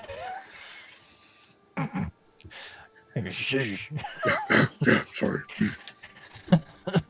Now,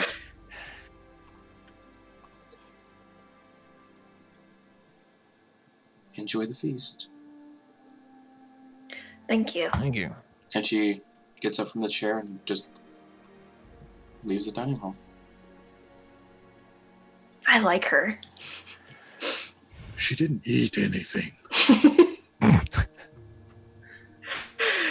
Maybe she has food in her room. I don't know. Maybe. I start eating. If I hadn't already. Yeah. Auggan's gonna eat a lot. Okay. It's not as filling as meat, so it takes a lot. Okay.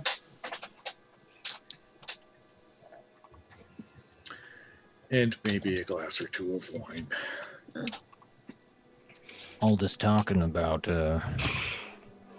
my recent experience with planar travel and all these talks about wards and enchantments. Barriers. It's giving me ideas. What do you mean? I hope they give me my book back soon. I think I might be able to help them. That'd be good. I guess we never asked that, did we? Oh, about We our were getting our stuff. stuff before. Yeah. Before is it before or after we go on? She told us we would get it back after. After. All right. Mhm. So we gotta move on this thing. She didn't say how long after. As you guys are eating, Yeah. 3 burlap sacks are dropped at your feet. One of the elves goes, "Your stuff! She said she deemed you guys a little trustworthy, I guess. She's very insightful," and he kind of just goes, okay, and he leaves. Thank you. You guys looking at Melody's face can practically see the calculations happening in the air in front of his eyes, and he gets down into his spell book and just furiously starts writing stuff down. Mhm.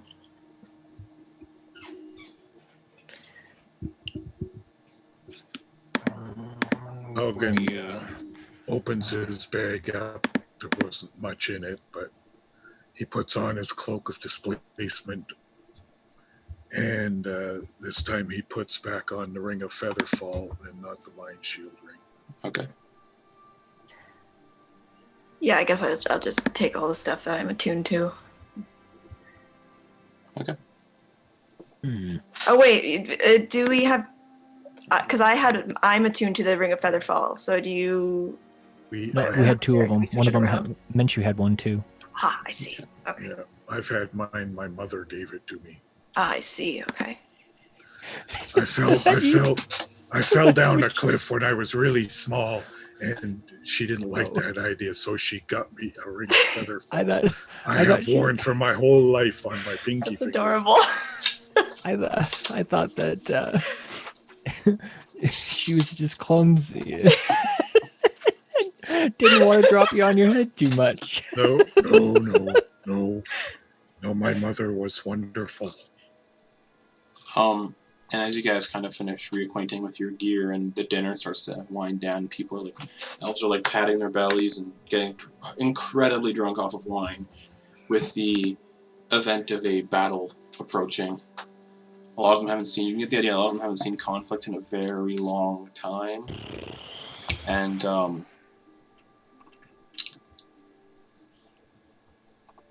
eventually he wants to pack up and leave, and you're the only 3 remaining.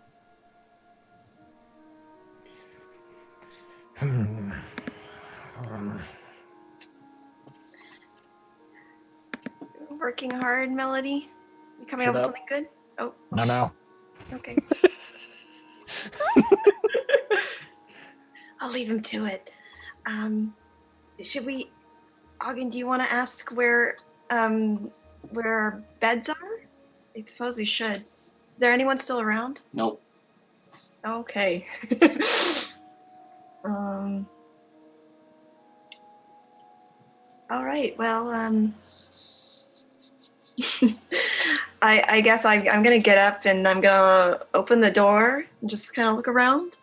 As you open the door, sitting there on the stoop is a small tabby cat with antlers.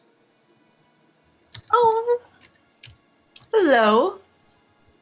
Is it looking like it's coming up to me, or is it shy? Kind of shy. As soon as it sees you, it makes eye contact with you, turns, and starts moving towards a certain building. Do I get a sense that this is familiar? Having a familiar myself? Most likely. Okay. I think there's a familiar that wants us to follow it. I start following the cat. Okay. Do what you want. All right, bye, Melody. All right. You follow the little cat. Auggan looks at Rylie as she's wandering off, and looks at Melody as he's not wandering off. Okay. Go ahead, Auggan. Okay, he follows Rylie. All right. You both follow the cat, and it gets up to this door of a partially collapsed 2-story building. The northern half of the building is completely just collapsed, and then a tree is kind of grown into the ruin. And almost like the tree is the roof of this building now. And the cat gets to the door, turns to the 2 of you, and disappears. Poof. Just to be sure, I knock on the door. No answer. I slowly open the door. All right, you see what used to be a home. It is quite dusty, almost like no one lives here anymore. You see really old paintings of probably who might have lived here at some point. You do not recognize the individual from the dinner at all. And there's a sort of spiral staircase that is partially obscured by the tree that's grown through the building. And through the floor, which is actually made of transparent, see-through, kind of stained glass almost, are a series of beds. All right. You think we're supposed to stay here? Well, I think that's why the cat was leading us here. At the very least, it doesn't seem like anyone else is using it. It does look pretty abandoned, right? Yeah, it's very dusty. Okay. I think it's probably safe for now. Yeah. I don't know what we should do about Melody, though. I'll go get him. Oh, okay. And Auggan goes back to where Melody was. Okay. And says to Melody, Melody! And he thumps him on the shoulder with his big finger. This is strong. Jeez. Melody, come with us. We have a place to rest, to live, where you can sit and do that. Dang it. Okay, all right, hold on. Don't say anything. Like, if you guys have ever had a thought in your head and you had just remembered it, and you could feel it starting to slip, and you just like, okay, say this thing over and over again in your head. And so you're trying to say like these certain numbers that you've memorized. Melody is currently doing that with very complex things. And he's just kind of looking at his book and muttering stuff under his breath and just staring at it and repeating things over and over again, and puts his hand on Auggan and Lead the way, buddy. All right. Auggan leads the way back to this home. Okay. Yeah, Melody, get to Opens this the home. door, leads Melody right inside, I'm guides just- him over to a chair. I'm just dusting, like trying to make it look like homey. Auggan walks in and sneezes. Oh. There's dust everywhere. Yeah, it's a bit dusty. Sorry. Okay, it's okay. I wonder how long we're gonna be here for. Wonder if we should decorate.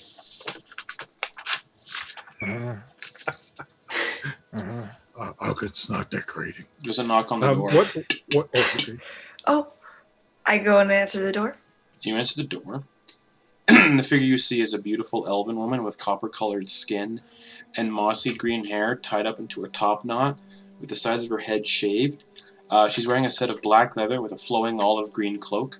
Strapped to her back is a longbow, which seems to be made from a set of ensnaring tree branches and covered in thorns.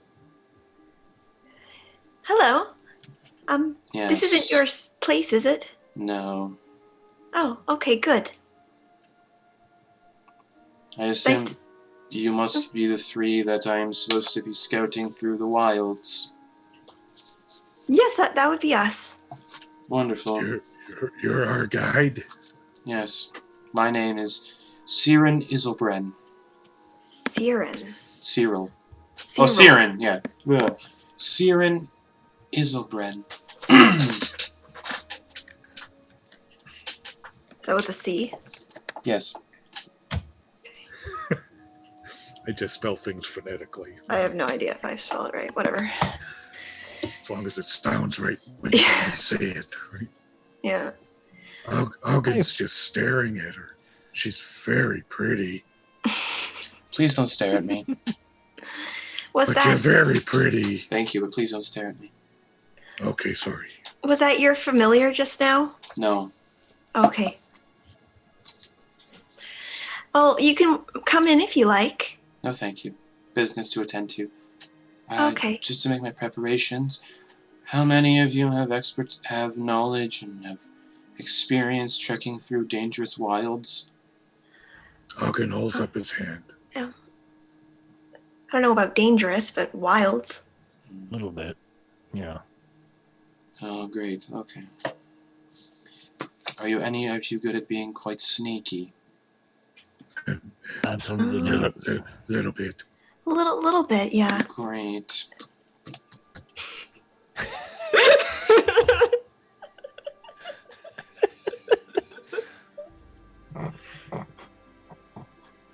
We leave first thing in the morning. Yeah. 3 a.m.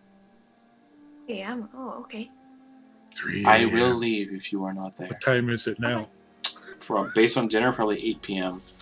Okay. You gotta get going to bed. So, Right now it's about 8 p.m. yeah, about that. So, Okay. I will Auggan leave was if you're not there. Where should we meet? Where's there? By the stream. Near the blueberry Okay. bushes. We can find that. We've been there.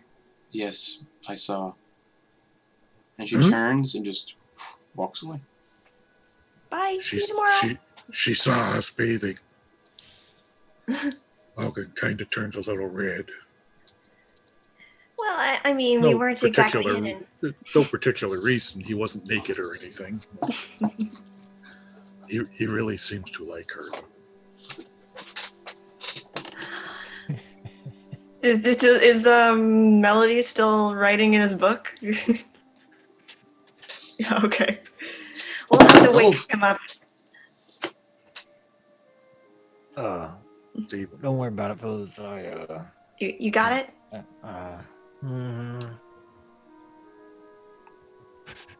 Yeah, I think I got it. Yeah. I think I got him. Whew. Sorry. I felt like mine was about to explode with certain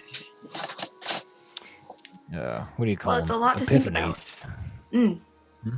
Auggan was going to go hunting, but he will wait. Out of curiosity, what kind of are the beds all people? Like regular elf Oh, I thought you were asking if they're made of people. No, They are. Yeah, they're elf. not in this plane. They're elf-sized. They're all just Okay. gonna shove two together. Yeah, they're, Okay. but they're made of Don't show him, Melody. they're made of wood, but like the mattress is just a giant leaf. Oh, is it like? But it's like squishy kind of. Yeah. Okay.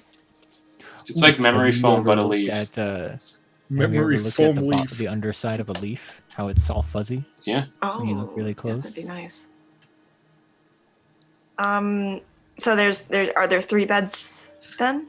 Yeah. There's about 4. 4 beds. Okay, so Auggan gets 2. All right. I start to get ready for bed. Okay. All right. Hey, I'm gonna set an alarm. Oh, Not good necessarily idea. for intruders, but to wake us up appropriate time. Wise. I didn't know that it could do that. That's neat. Yeah, I think it's just a minor adjustment to the somatic components on that one. Very cool. Yeah. Good. All right. I go to bed. Okay. Melody starts. Auggan does too. Melody starts pretty much setting his alarm clock. It's a little annoying. It's like, oh no, I accidentally went past 3. All the way around again. Yeah, exactly. Are all the beds in one room? Like, is it just Yeah. one bedroom? Yeah. Okay. That's what it takes 10 minutes to do. It's like, oh, God damn it. Auggan keeps waking up here and Melody going, damn thing, damn. And you all drift off. Okay. Yep. You sleep peacefully through the night. No weird dreams. No disturbances. Shit. Shouldn't have gone to sleep. There was something I wanted to do. And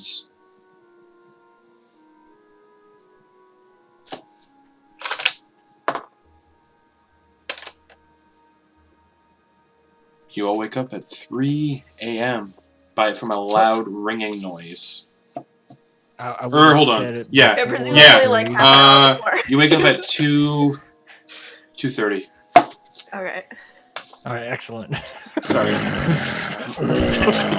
Why would I do that? So you guys Well, got. you did it twice. That's why you were swearing, because you. Yeah, because you're like, oh shoot, we need to go for. Yeah. Hey, good morning, everyone. Morning. So you guys got about what?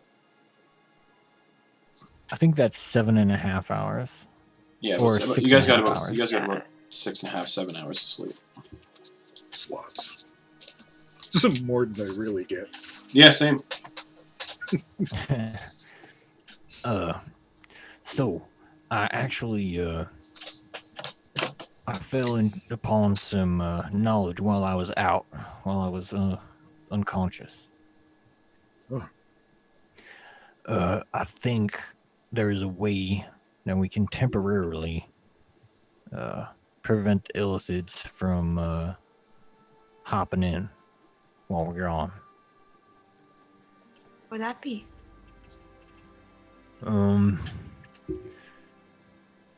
It's a spell that I'm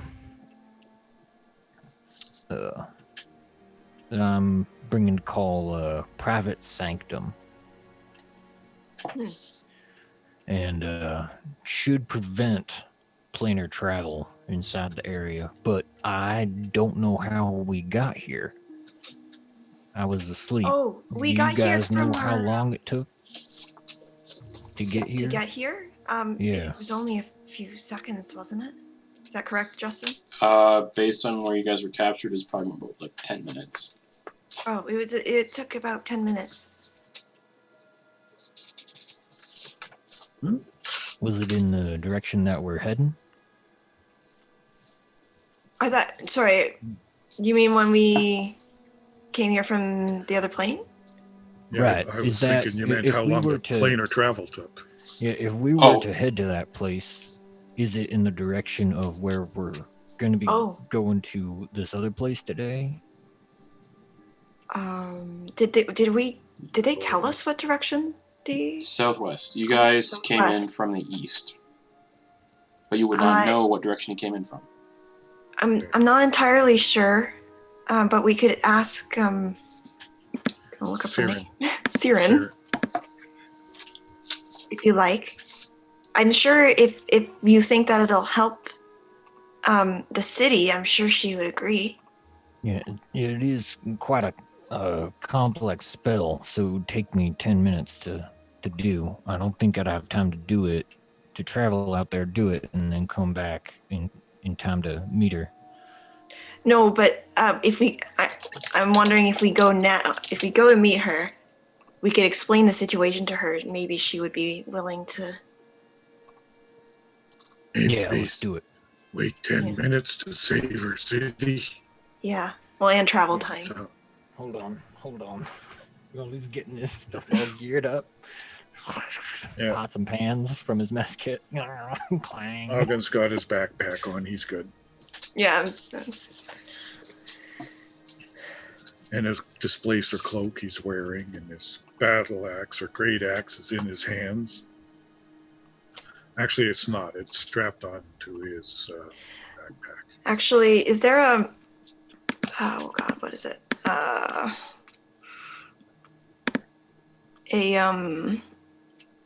Brazier? Brazier. Here? Brazier? No. Okay, never mind. Were you going to cook us up some breakfast? No, I was thinking about changing the form of my familiar so that he could go invisible again, because I realized that actually he's not supposed to do that because he's a dragon right now. Oh. Yeah. Well. All right. Well, let's go get her. Or let's go find her and see what we can do about us. Yep, let's do it. Okay. Sure, we show up about 5 minutes early. All right, you guys wander back over to the stream where you bathe, and she's standing by the stream, just kind of tapping her foot on the ground impatiently. She sees the three of you, and she goes, "Hello." Salutations. Hi. Hey. It's a beautiful morning. It's still dark. Oh, well, I guess, yeah. Right. It's nice and warm. Yeah. It's nice. So, it smells nice out here. Yeah. Sorry, I was a little busy with something when you came to visit the our lodgings. I recently fell upon some knowledge, and I think I might be able to prevent the Illithid from attacking, at least until we get back. Interesting. How is that? Well, if you can take me to the place where you found us, I can perform a short ritual to not necessarily cleanse the area, but prevent planar travel. And what would the duration, radius of this be? About 100 and let's see, 100 feet. About a cube of 100 feet. Yeah, I could put a bunch of different modifications to it. One of them being blocking planar travel. I could cast it at a higher level to increase that to like 200 or 300 feet if you need. But cube on each side, 100. I would not have the authority to give you the permission to do that.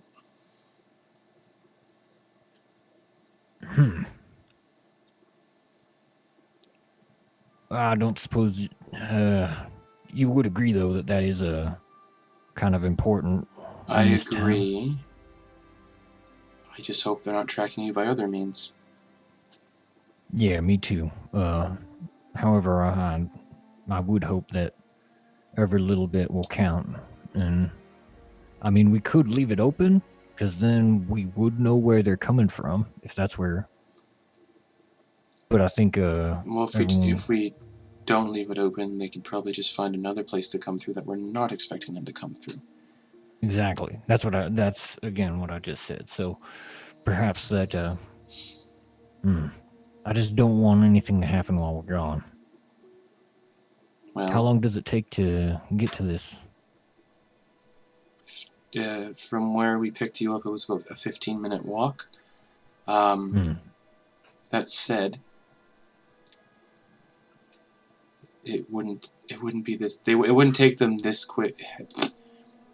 It would take much longer than this amount of time that's passed for them to track you anyway, if they are tracking you through the plains.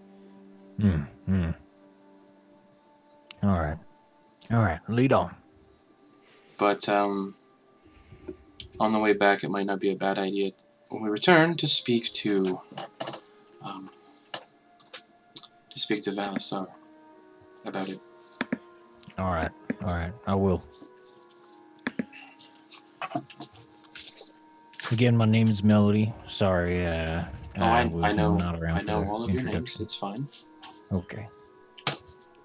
And she just. Melody was kind of hoping that she would say her name because he didn't get it. And I am Siren, by the way. Oh, thank you. And she immediately gives you all a curt nod and sets off into the forest, not even waiting for you guys to follow. She just races through the stream on the other side and just keeps going. Auggan's right behind her. Okay. Melody. Oh no, not one of these. Potbelly jiggling as he's going like, oh, just twist, just gotta twist, don't bounce, twist. Okay, yeah, that'll do it. Okay. Hey, Melody. Can I have my unicorn? What am I? We don't advise being on mounts. Oh, why not? We're trying to be sneaky at some point. Oh yeah. Okay, never mind. That's fine. You're so smart. I should.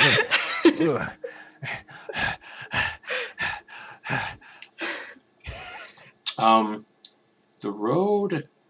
She leads you through these woods, hopping over logs with ease, like fallen trees. She's leaping over them, running through like little pockets of like marsh, and the trees are getting bigger and thicker, and becoming more dense and more darker on the ground and everything. You can see more of these abandoned homes built into the trees, like super long since abandoned.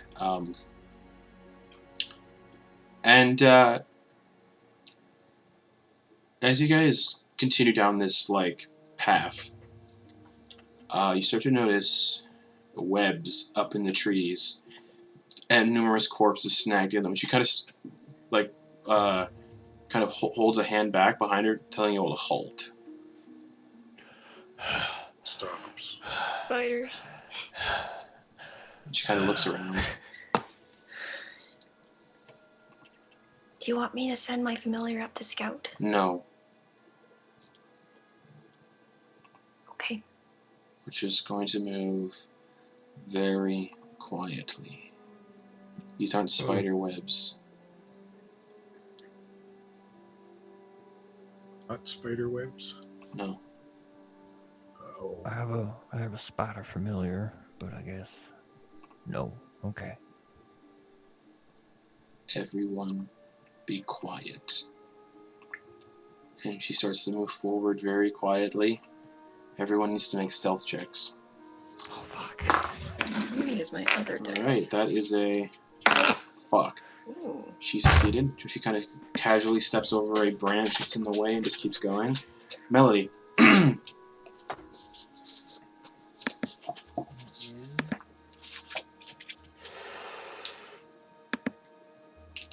5. 5. All right. How does Melody fail that stealth check?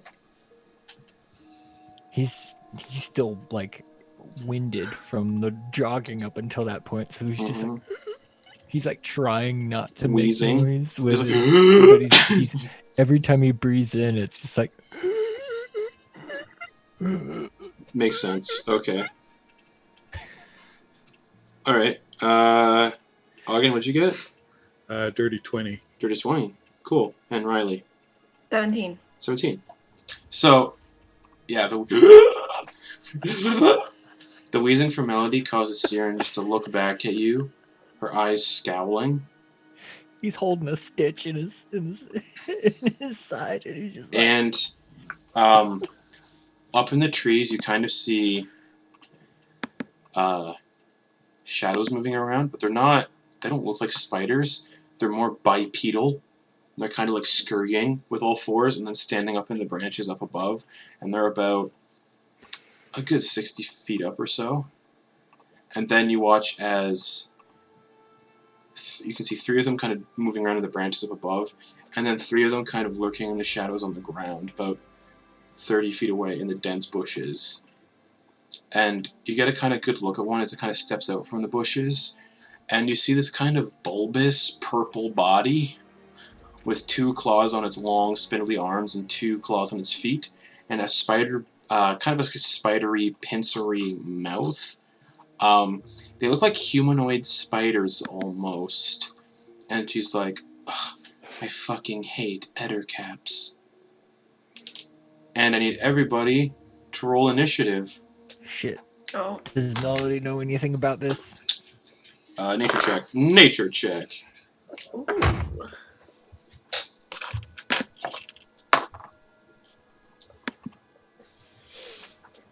21. 21 for Auggan, too. Ettercaps I got a 21 as well. are humanoid spiders Oh, that white and gravy. 10 feet and watch over spiders the way a shepherd oversees a flock of sheep.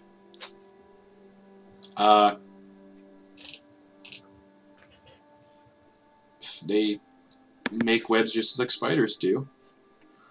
They tend to stalk, and make traps. Unlike spiders, these things are actually capable of setting traps. So who knows how long they've been stalking you guys for, and just how many of them there are total. You do. True. So who knows? Ooh. Do we know if they count as like beasts or? You would definitely know they are not beasts, but that's about it. Oh, okay. Actually, monstrosities. Alright. Okie dokie. 1 second, everybody. Boop, boop, boop, boop, boop, boop. What did Melody get for initiative? We all got 21. 9. 9. Okay, what did Auggan get? 21. Okay. And Rylie. I got 21 as well. Okay, so Auggan and Rylie both 21. Mm-hmm. What's your dex score, Auggan? 15. Dex is +2. Yeah, Dex- plus 2 for me as well. Which of you wants to go first out of the 2 of you? Well, Auggan's do you wanna pretty go much first? standing right behind Siren. Yeah, that would make more put sense. him in front. Alright, so Auggan will be first. Okay. Alrighty, so 3 on the ground, about 30 feet in front of you guys, 3 up in the air in the branches, 60 feet up. And Auggan, you are immediately first. Okay. Rage. And for the first time, Reckless.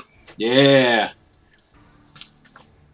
And he's going to move forward to 30 feet, which Yeah. still leaves him 20 feet of movement. So Okay. 30 feet to the closest one. Mm-hmm. And he's going to great axe it. Go for it.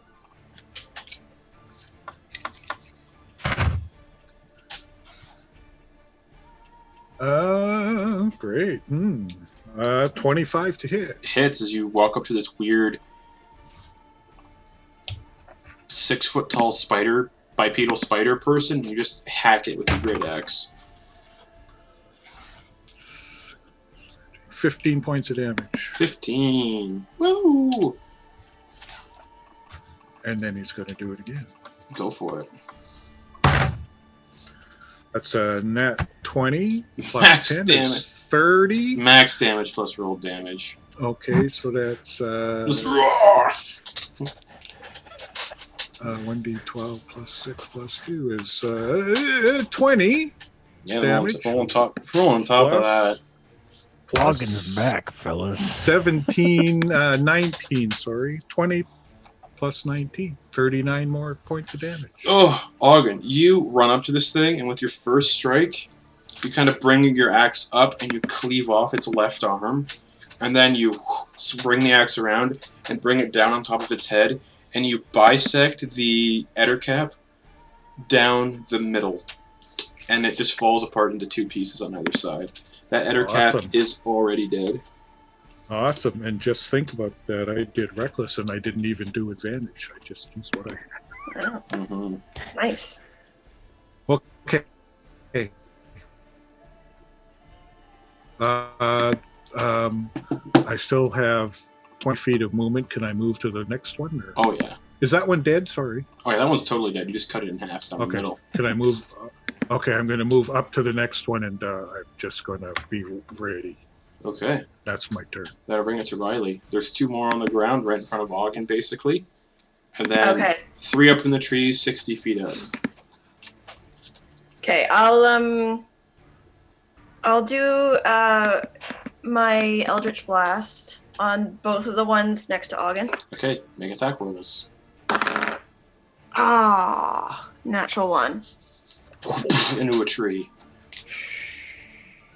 1. That's not a lot better. 15. 15 hits, roll damage. Okay. Where's my D10? Oh, really? 7 damage. I guess Okay. I'll say this is on the one to the left of him. Okay. And I'm gonna push it. I believe it's 10 feet. Let me be sure. Does it sit? Trying to remember where this is. Sorry. I think it's 10 feet. Yeah, 10 feet away. Is 10 feet. Does it need to make a save or anything? I No? Cool. Thanks, Gary. don't think so. It's pushed back 10 feet. Just. Mhm. Alright, anything else? And they're 30 feet away from me? Well, that one is 40 Well, that feet. one's obviously 40, but I'll back up a little bit. Just like 20 feet or so. Okay. We gotta stay out of Auggan's range if he gets hit. Alright, that'll bring it to Siren. Oh, yeah. Okay. She's gonna sigh out loud. And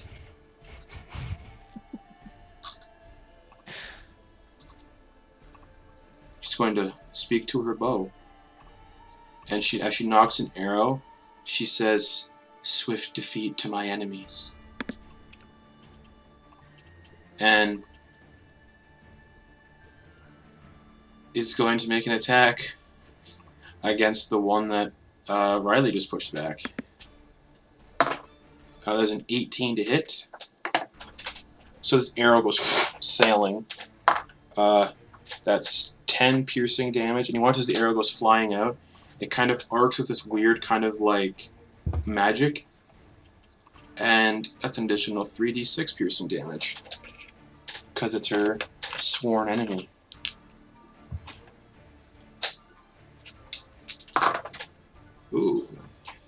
So that's a total of 20 damage total. And the arrow slams into its left shoulder. And she knocks another arrow. And shoots another arrow. And does the same thing. Well, she whispers that in Elvish, so if you understand Elvish, you'd understand her saying, "Swift defeat to my enemies." It's just like, dang, that sounds pretty. And even though it's kind of like behind some bushes and stuff, giving it kind of cover, the arrow almost knows the direction to go to avoid cover. And it strikes into this thing. Very good weapon, by the way. That is a 21 to hit. 7 damage, plus the 3d6 again. Oh, this bow is so good. An additional 16. The second arrow she looses from that one hits that Ettercap in the face, and the arrow goes clean through its front of its face and up the back of its head, and that one just kind of goes and then falls over dead. And that's her turn. Which will bring it to the first group of Ettercaps, which is only one remaining. The one in front of Auggan. And that one is going to make 2 attacks against Auggan. Which is generally never good. Is it a ranged attack? No, it's making melee attacks against Auggan. Oh, okay. The bite attack is an 8 to hit. Miss. So it goes to bite and you just punch it square in the face. Just and then you watch a strand of webbing comes out of its abdomen, and it lifts the web up, and it's going to attempt to garrote you with the web. Oh. And it's going to use its web garrote. That does not any better. That's a 9 to hit. No. You just kind of like duck under the garrote. It is going to run to the side and try to climb up a tree. So attack of opportunity, Auggan. All right. Oh, do I get reckless on opportunity attacks? Sure. Okay, thanks. Oh wait, should it have had advantage against you because of reckless? Yeah. Oh, sorry, I didn't do that. So redoing the attacks. It's okay. I didn't do That's fair. advantage either. But... So that's 2 natural 1s for the bite. Okay. Fuck me. No. The garrote is a 16 plus 4. Oh yeah, that one actually. Okay, so it comes forward. It kind of like squirts this web out of its belly, and then starts to like Hitman style garrote you around the neck with it. Yeah. Oh wait. Yeah, it does have advantage, so it can do that. Whew, scary. So you take 5 bludgeoning damage, which means wisdom saving throw.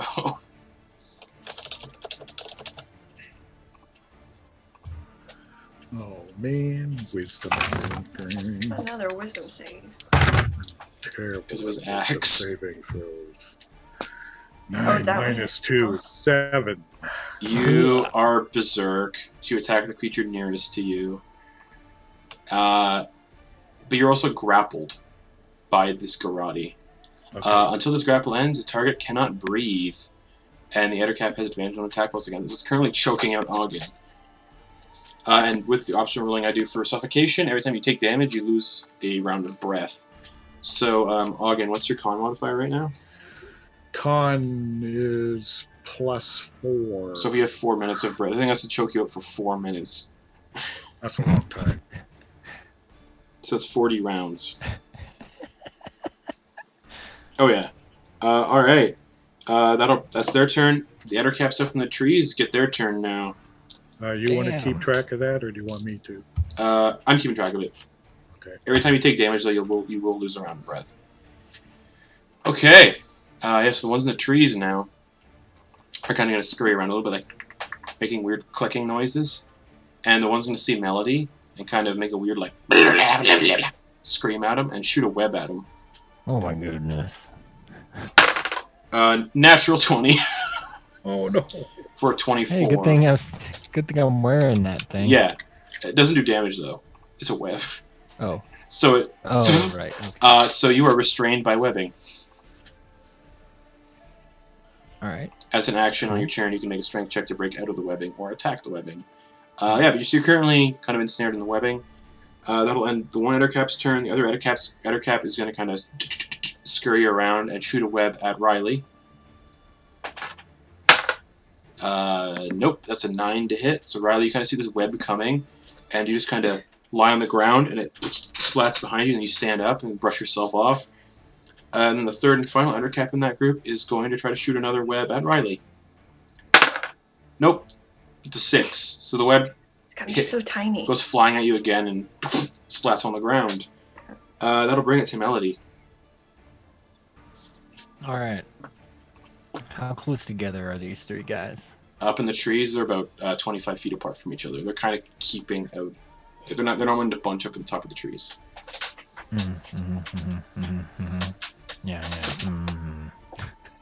And yeah, you're just like restrained in this web. Yeah. Good news is you can still cast spells when you're restrained. You can.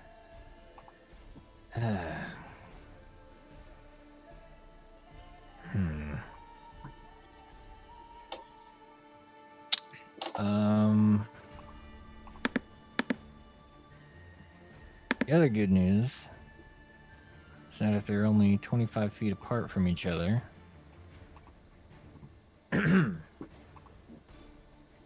Well is gonna take out his pipe. Mm-hmm. Be like, this is why I can't run. Damn it. And hey, you. And he's gonna quickly say, Auggan gets berserk with that axe. Kind of cursed. Just stay away from him. Beyond 60 feet. You'll be fine. Just break line of sight and stuff, alright? Mm-hmm.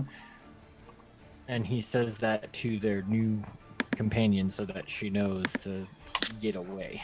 Okay. Not to get close to that guy. To him. So he's gonna and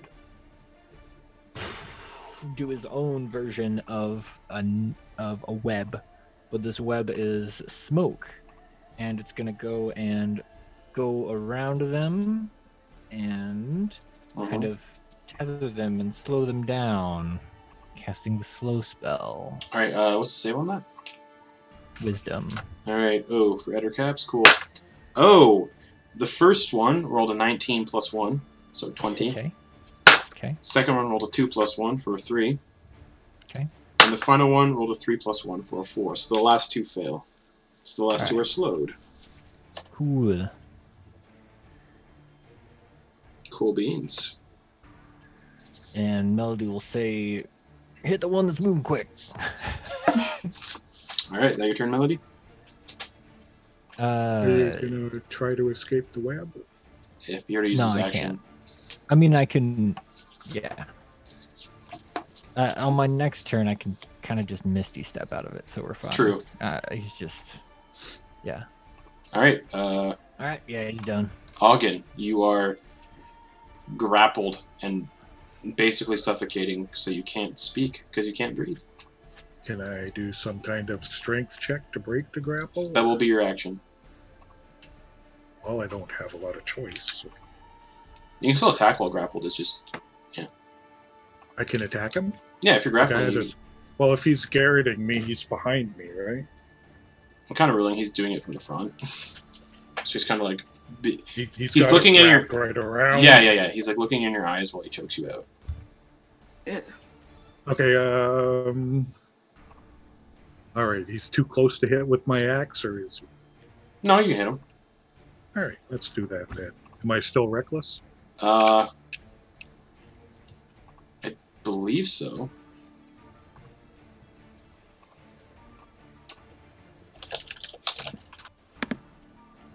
What's the one that gives you an exhaustion after you use it? That's frenzy. That's right. That's the one I was always using.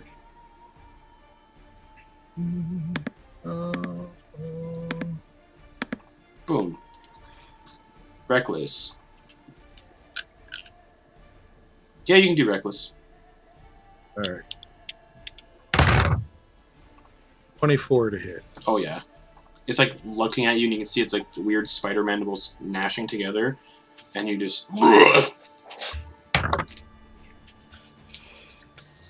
15 points of damage. Yeah. And again. Yep. Fuck. 23 to hit. Yeah.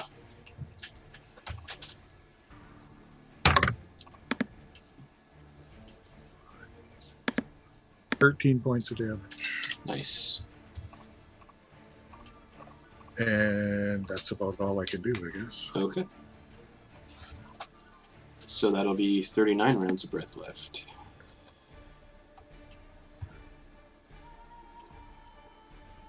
That's a lot. All right. That'll bring it to Rylie. You see Auggan kind of being choked out by this weird spider thing. Okay. There are 3 up in the trees. Melody is wrapped in webs.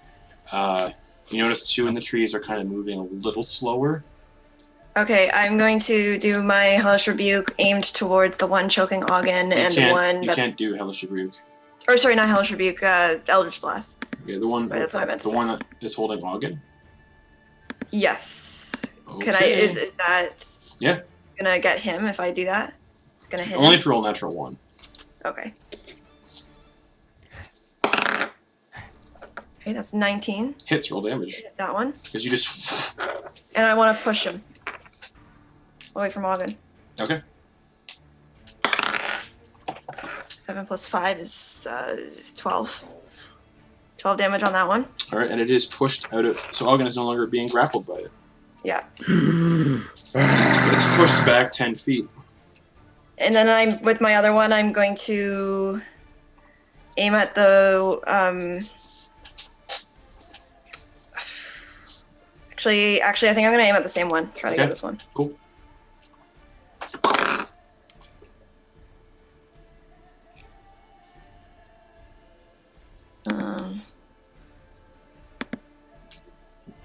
That's 18. Hits. That's 6 damage. Cool. You hit it in the face with your Eldritch Blast, and its head explodes and pops like a melon. Just. And it collapses backwards. And as it collapses backwards, berserked, Auggan turns to the 3 of you. Yeah.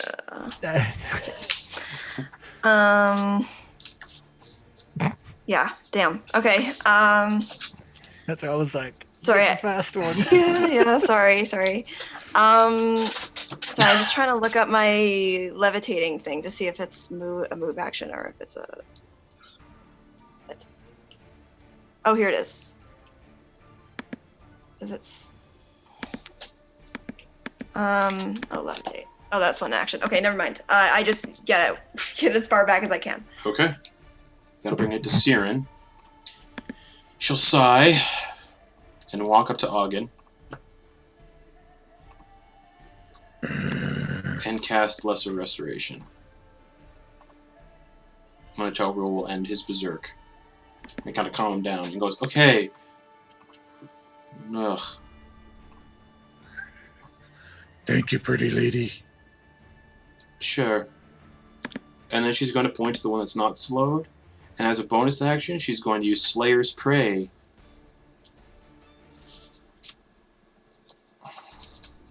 Does that end Auggan's rage? No. It just ends the crazed berserker thing from his axe currently. That's her turn. That'll bring it to the other caps up in the trees. The one that's not slowed is going to spit a web at Auggan. For a natural 20.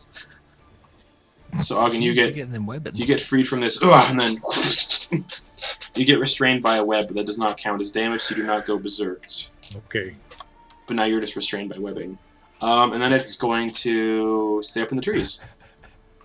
The ones that are slowed are both going to spit webs as well. That's all they can do.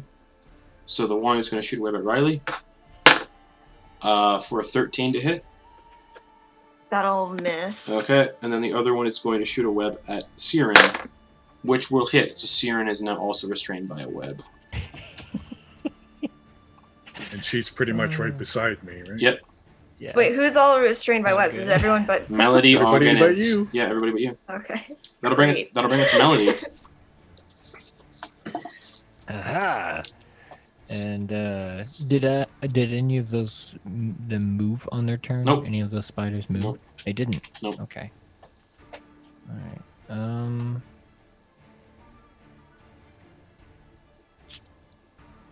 Melody's just gonna point at the one that's still moving, still the one that's not slowed, and he's gonna do a ray of frost.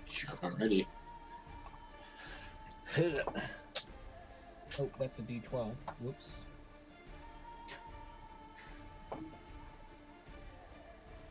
Uh, 19 to hit. Hits. 3d8.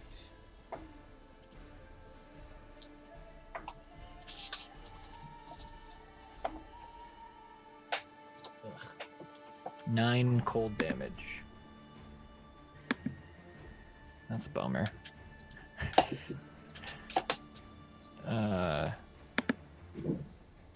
And How much damage was it? 9. Oh. 9 cold damage. Not very good. And he'll. Oh. Oh, actually, he won't use another spell slot.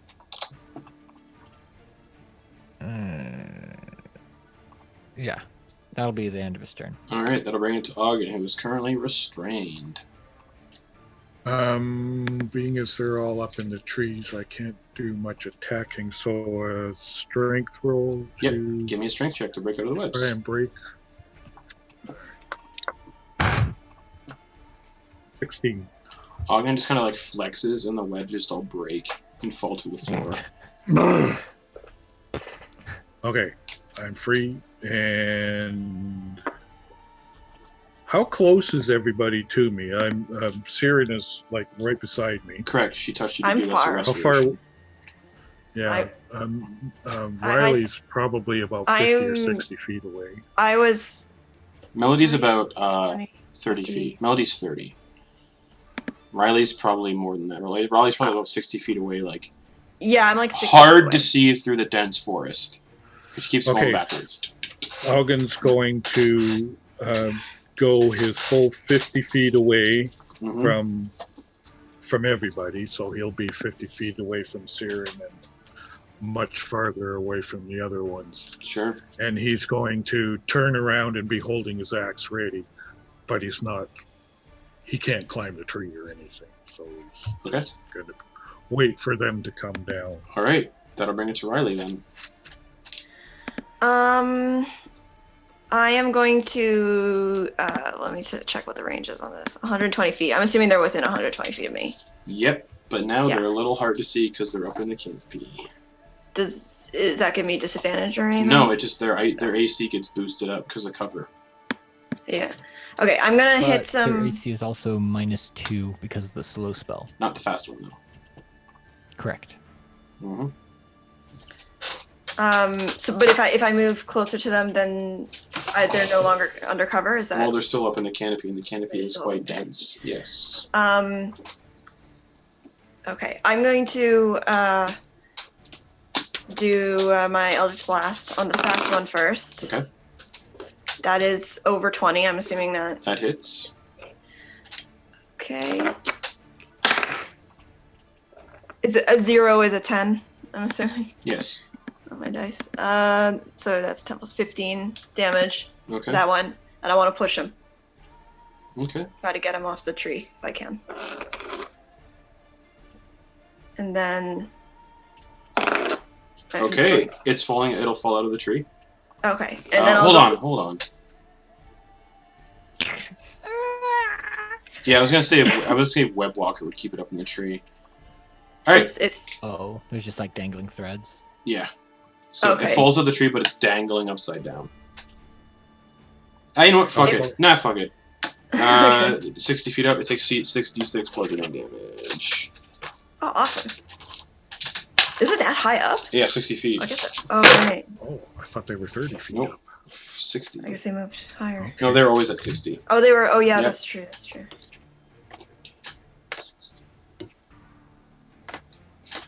18 points of bludgeoning damage as it hits the ground, and poof, It's just flat. and it looks like it's barely hanging on. Okay. I'm gonna get whatever's the next one over. I already rolled it. It was a 19. 19 hits. Yeah. And that is a 8, and I'm doing the same thing, pushing it. Okay.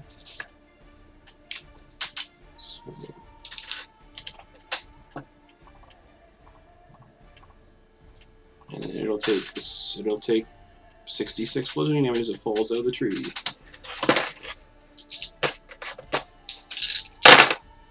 Ooh, that was a good one.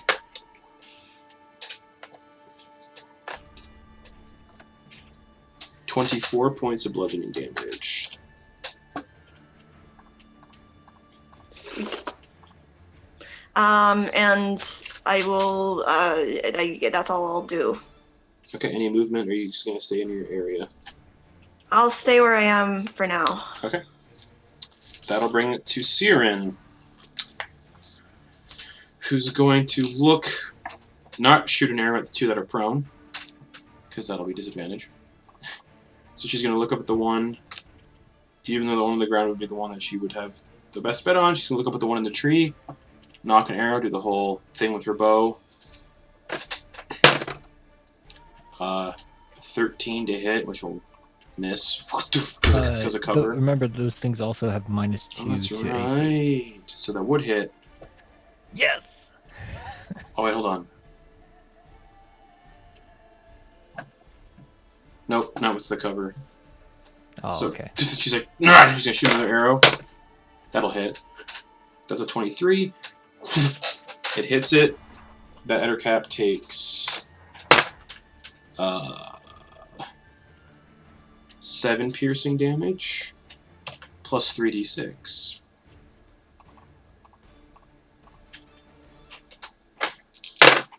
Ooh, that's good. And then an additional 10. And that is her turn. Which will bring it to the Ettercaps that are on the ground and the one that's still up in the tree. So the one that fell is going to get up, have its movement,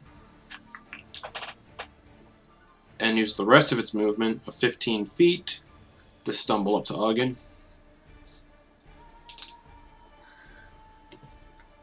and make 2 attacks. Because this one is not slowed.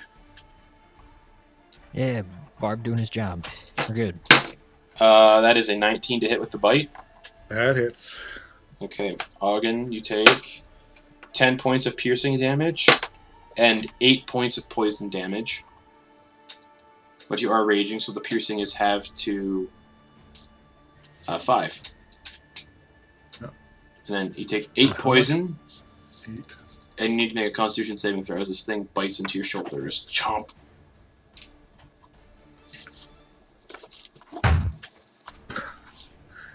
Three plus 4 is 7. For Constitution, Yeah. you are poisoned for 1 minute.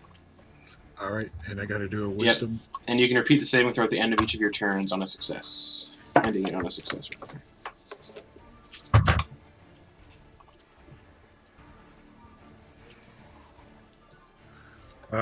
13. 13. The DC for that is a 15.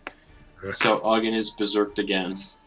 And then He's got a target. that's right. At least And then that's with its That's, second that's kind of why I walked away from the guys. with its second attack, it is going to do the karate again. Checking something. Okay, cool. Natural 1. Miss. It goes to like get you, but it's too feeble and weak that it completely just like it tries to karate your like waist. All right. The other one that fell down, that is slowed, will get up and spit a web at Rylie. Okay. Nope, that's a 13. Bringing it to the one that is still up in the tree, it'll spit a web at Rylie. 15. Oh, that's my armor class. So Yeah, you're restrained. Okay. That hits. Alrighty, and then I'll bring it to Melody. All right, fellas. I all need to chill. What's the So there's one still up in the tree. One stuck in the tree, one in front of Auggan, and another one that when it Mhm. fell, it just got up and didn't move at all. All right. So the one up in the tree is 60 feet away, correct? Yep. And the one that fell is how far away? About 30. And then the one Okay. is then there's one right in front of Auggan. Okay.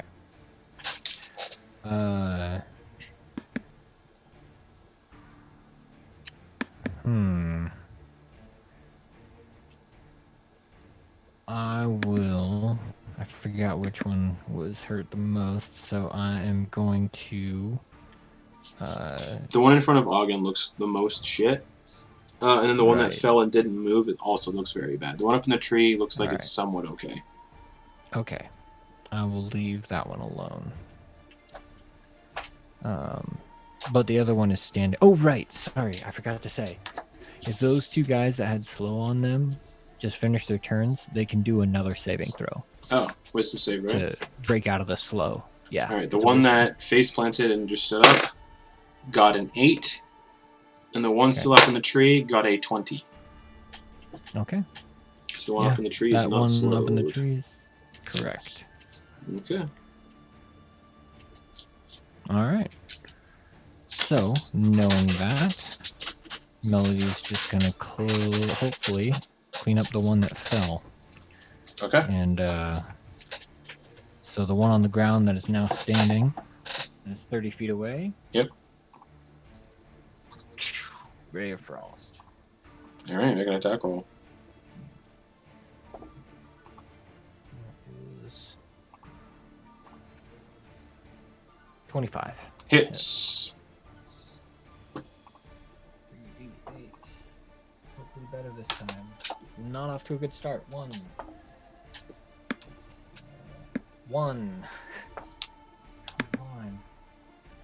4. So 6. Cold damage. This is a level 11 cantrip. It's 3d8s. Come on. So, how much damage was that? 6.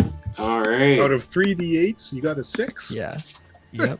I rolled 2 1s and a 4. Alright, Oh, anything else? Oh, so bad. Melody is just sweating.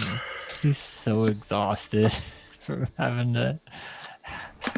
Dang it. Alright, yeah, he's done. Alright, Auggan. Okay, so I've got one right in front of me. That is currently not choking you out. He's not. 'Cause Not- yeah. Not choking me No. because he can't. Because he Mm. tried. Yeah.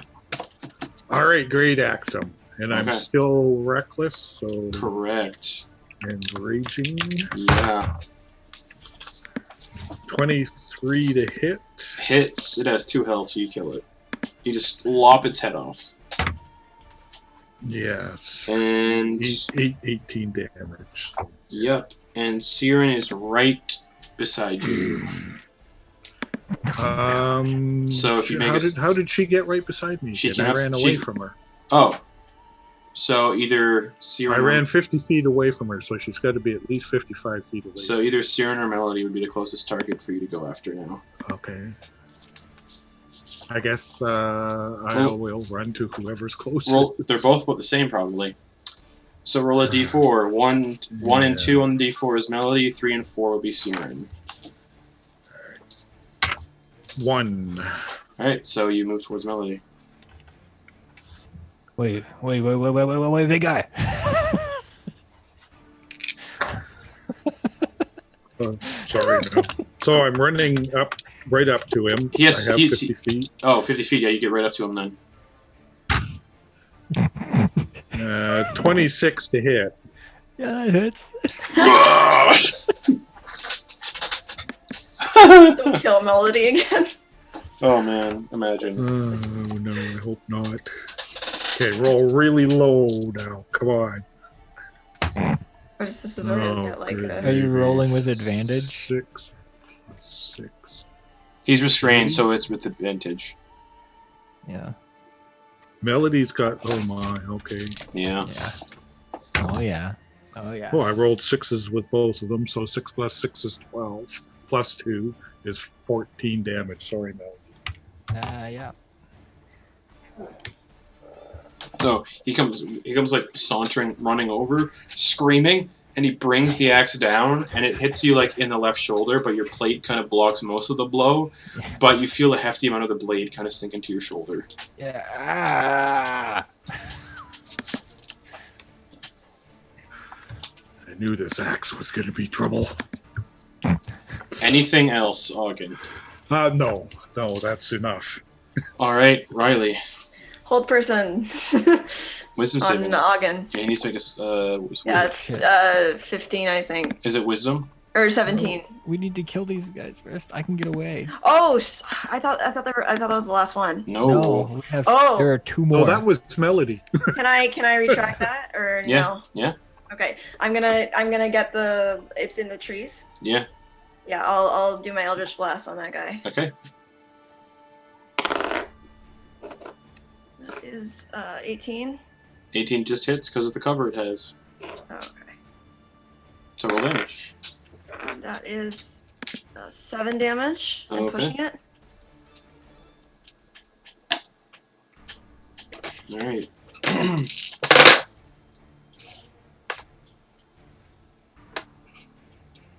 It's just this last one, right?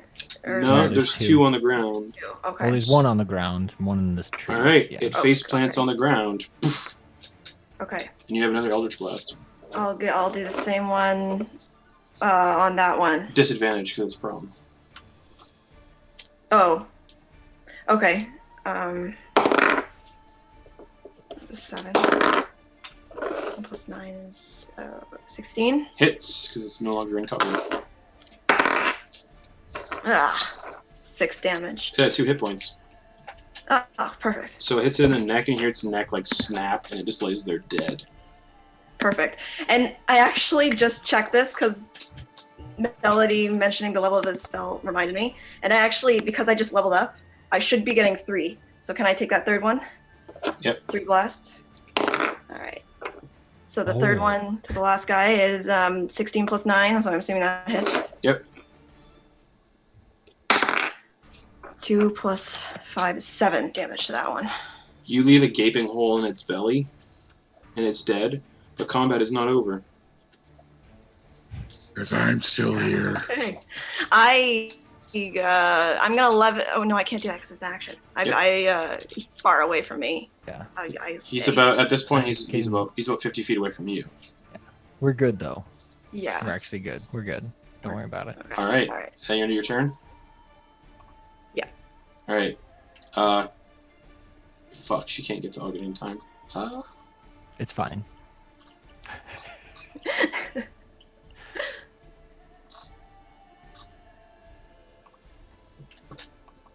She's just gonna sigh and just go and move up 35 feet, which will bring it to Melody. Benign transposition. So you now Auggan Switch is places now with Auggan Auggan, now so Auggan he's is restrained in straight. webs. Melody's nice. just gonna dip. All right, Auggan. And Melody can. Melody's gonna run away. Which direction? I guess in the direction of Rylie and attempt to get behind one of the trees. Okay. You get behind one of the trees. Okay. That'll bring it to Auggan then. Okay, so I'm restrained by webs, so I can do a strength check, I guess. Yep. Do I get an advantage or disadvantage? Nope, just straight strength. Okay. Strength saving throw? Nope, Or strength check. Strength check. Okay. 13. You're out of the webs again. And heading towards who? Who's closest? Siren. All right, I'm running towards Siren. How far away is she? 20 feet away. 20. That's totally fine though, because you haven't gotten damaged and you haven't hurt anybody for your whole turn, so you're fine. It's already berserk. Yeah. I was re-berserked. I did get hurt. When? When it choked me or whatever. No, I mean but But I yeah, know isn't this that, turn? but if He's you- berserk if you until the go start of his full next turn. He's berserk until his next turn with it. You are berserk until you start your turn with no creatures within 60 feet of you that you can see or hear, and there are people within 60 feet. Okay. Right. Oh, So he's I still have to berserked. keep berserking. Yeah. Yeah.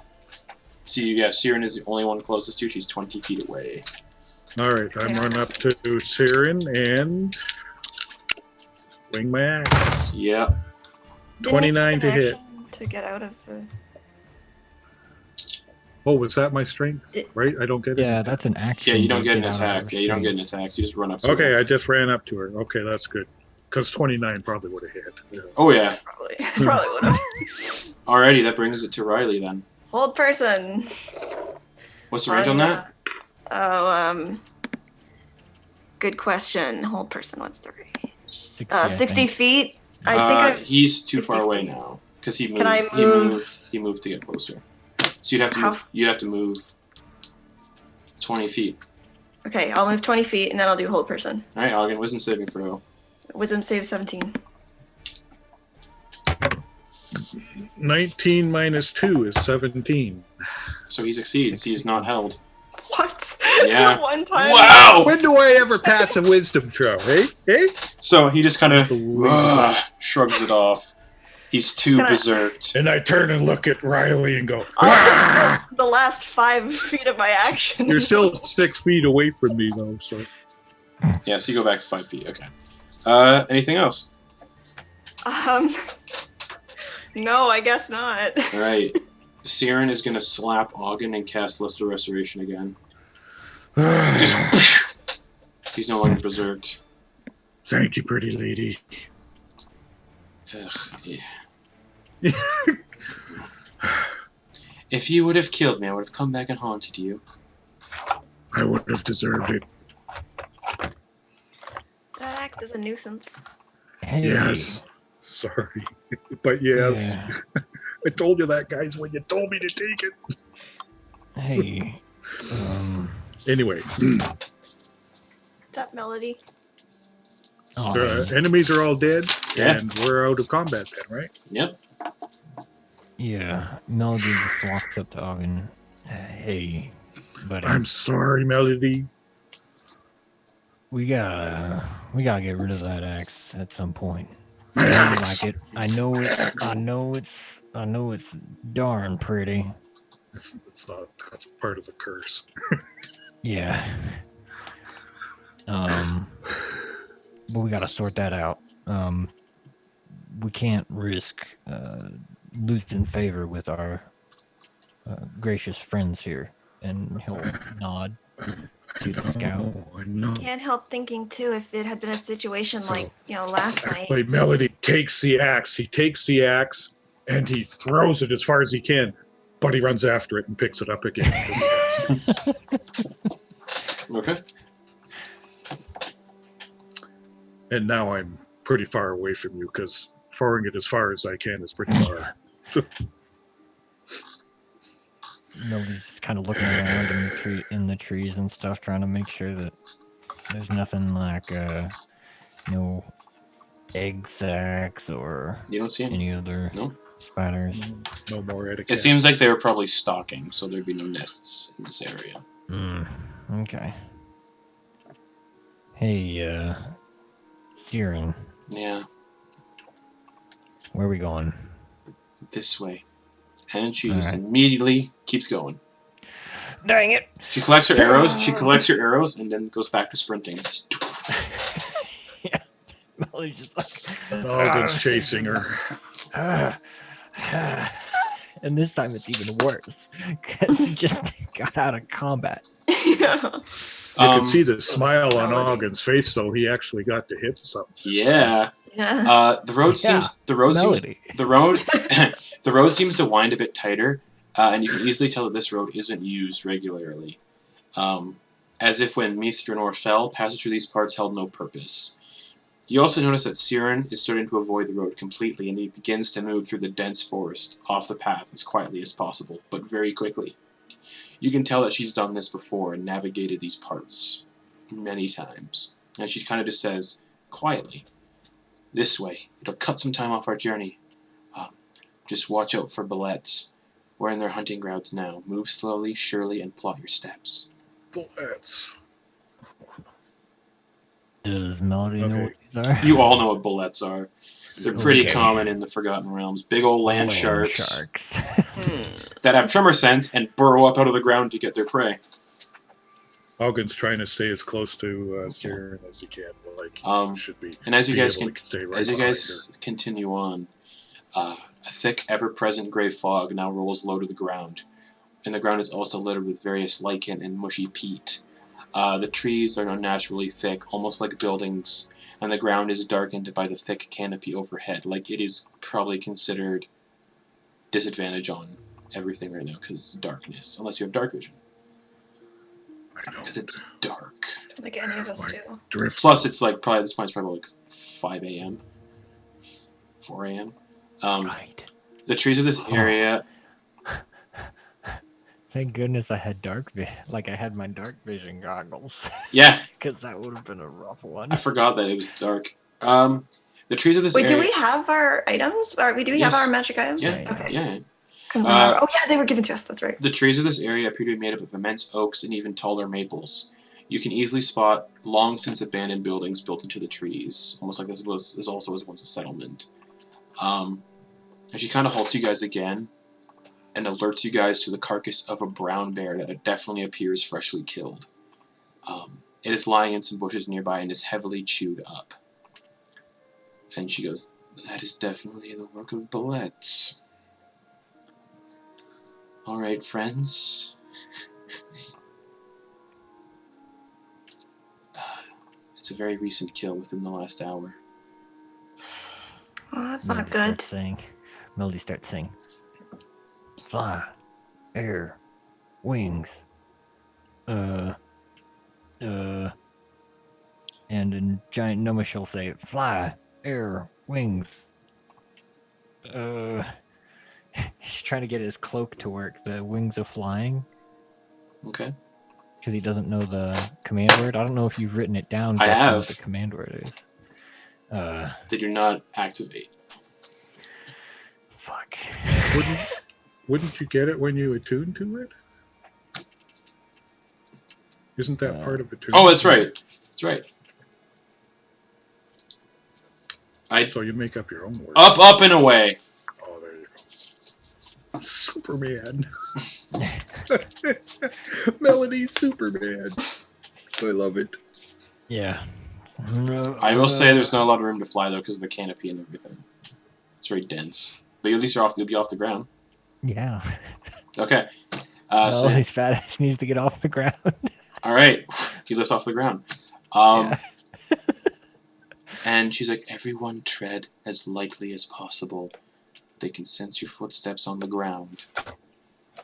I am going to levitate and hold on to Auggan. Oh gosh. Auggan is very hard to go lightly on All his right. feet when he weighs 400 and some pounds. That means Faerun and Auggan are making stealth checks. All right. Faerun got a 28.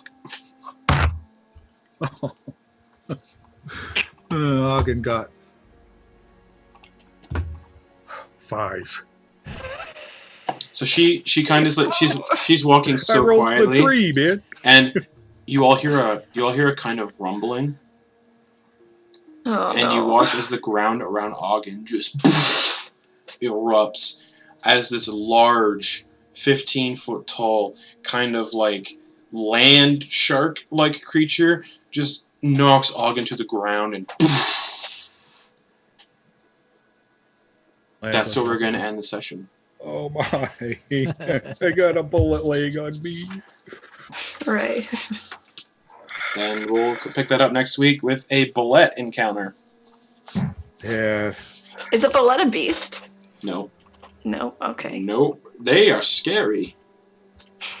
Very scary. Especially with my crit rules, if one lands like they're... Oh. Yeah. So yeah. Thanks for watching, everybody. Just a reminder, applications for Hearts of Madness, this campaign is ending next week.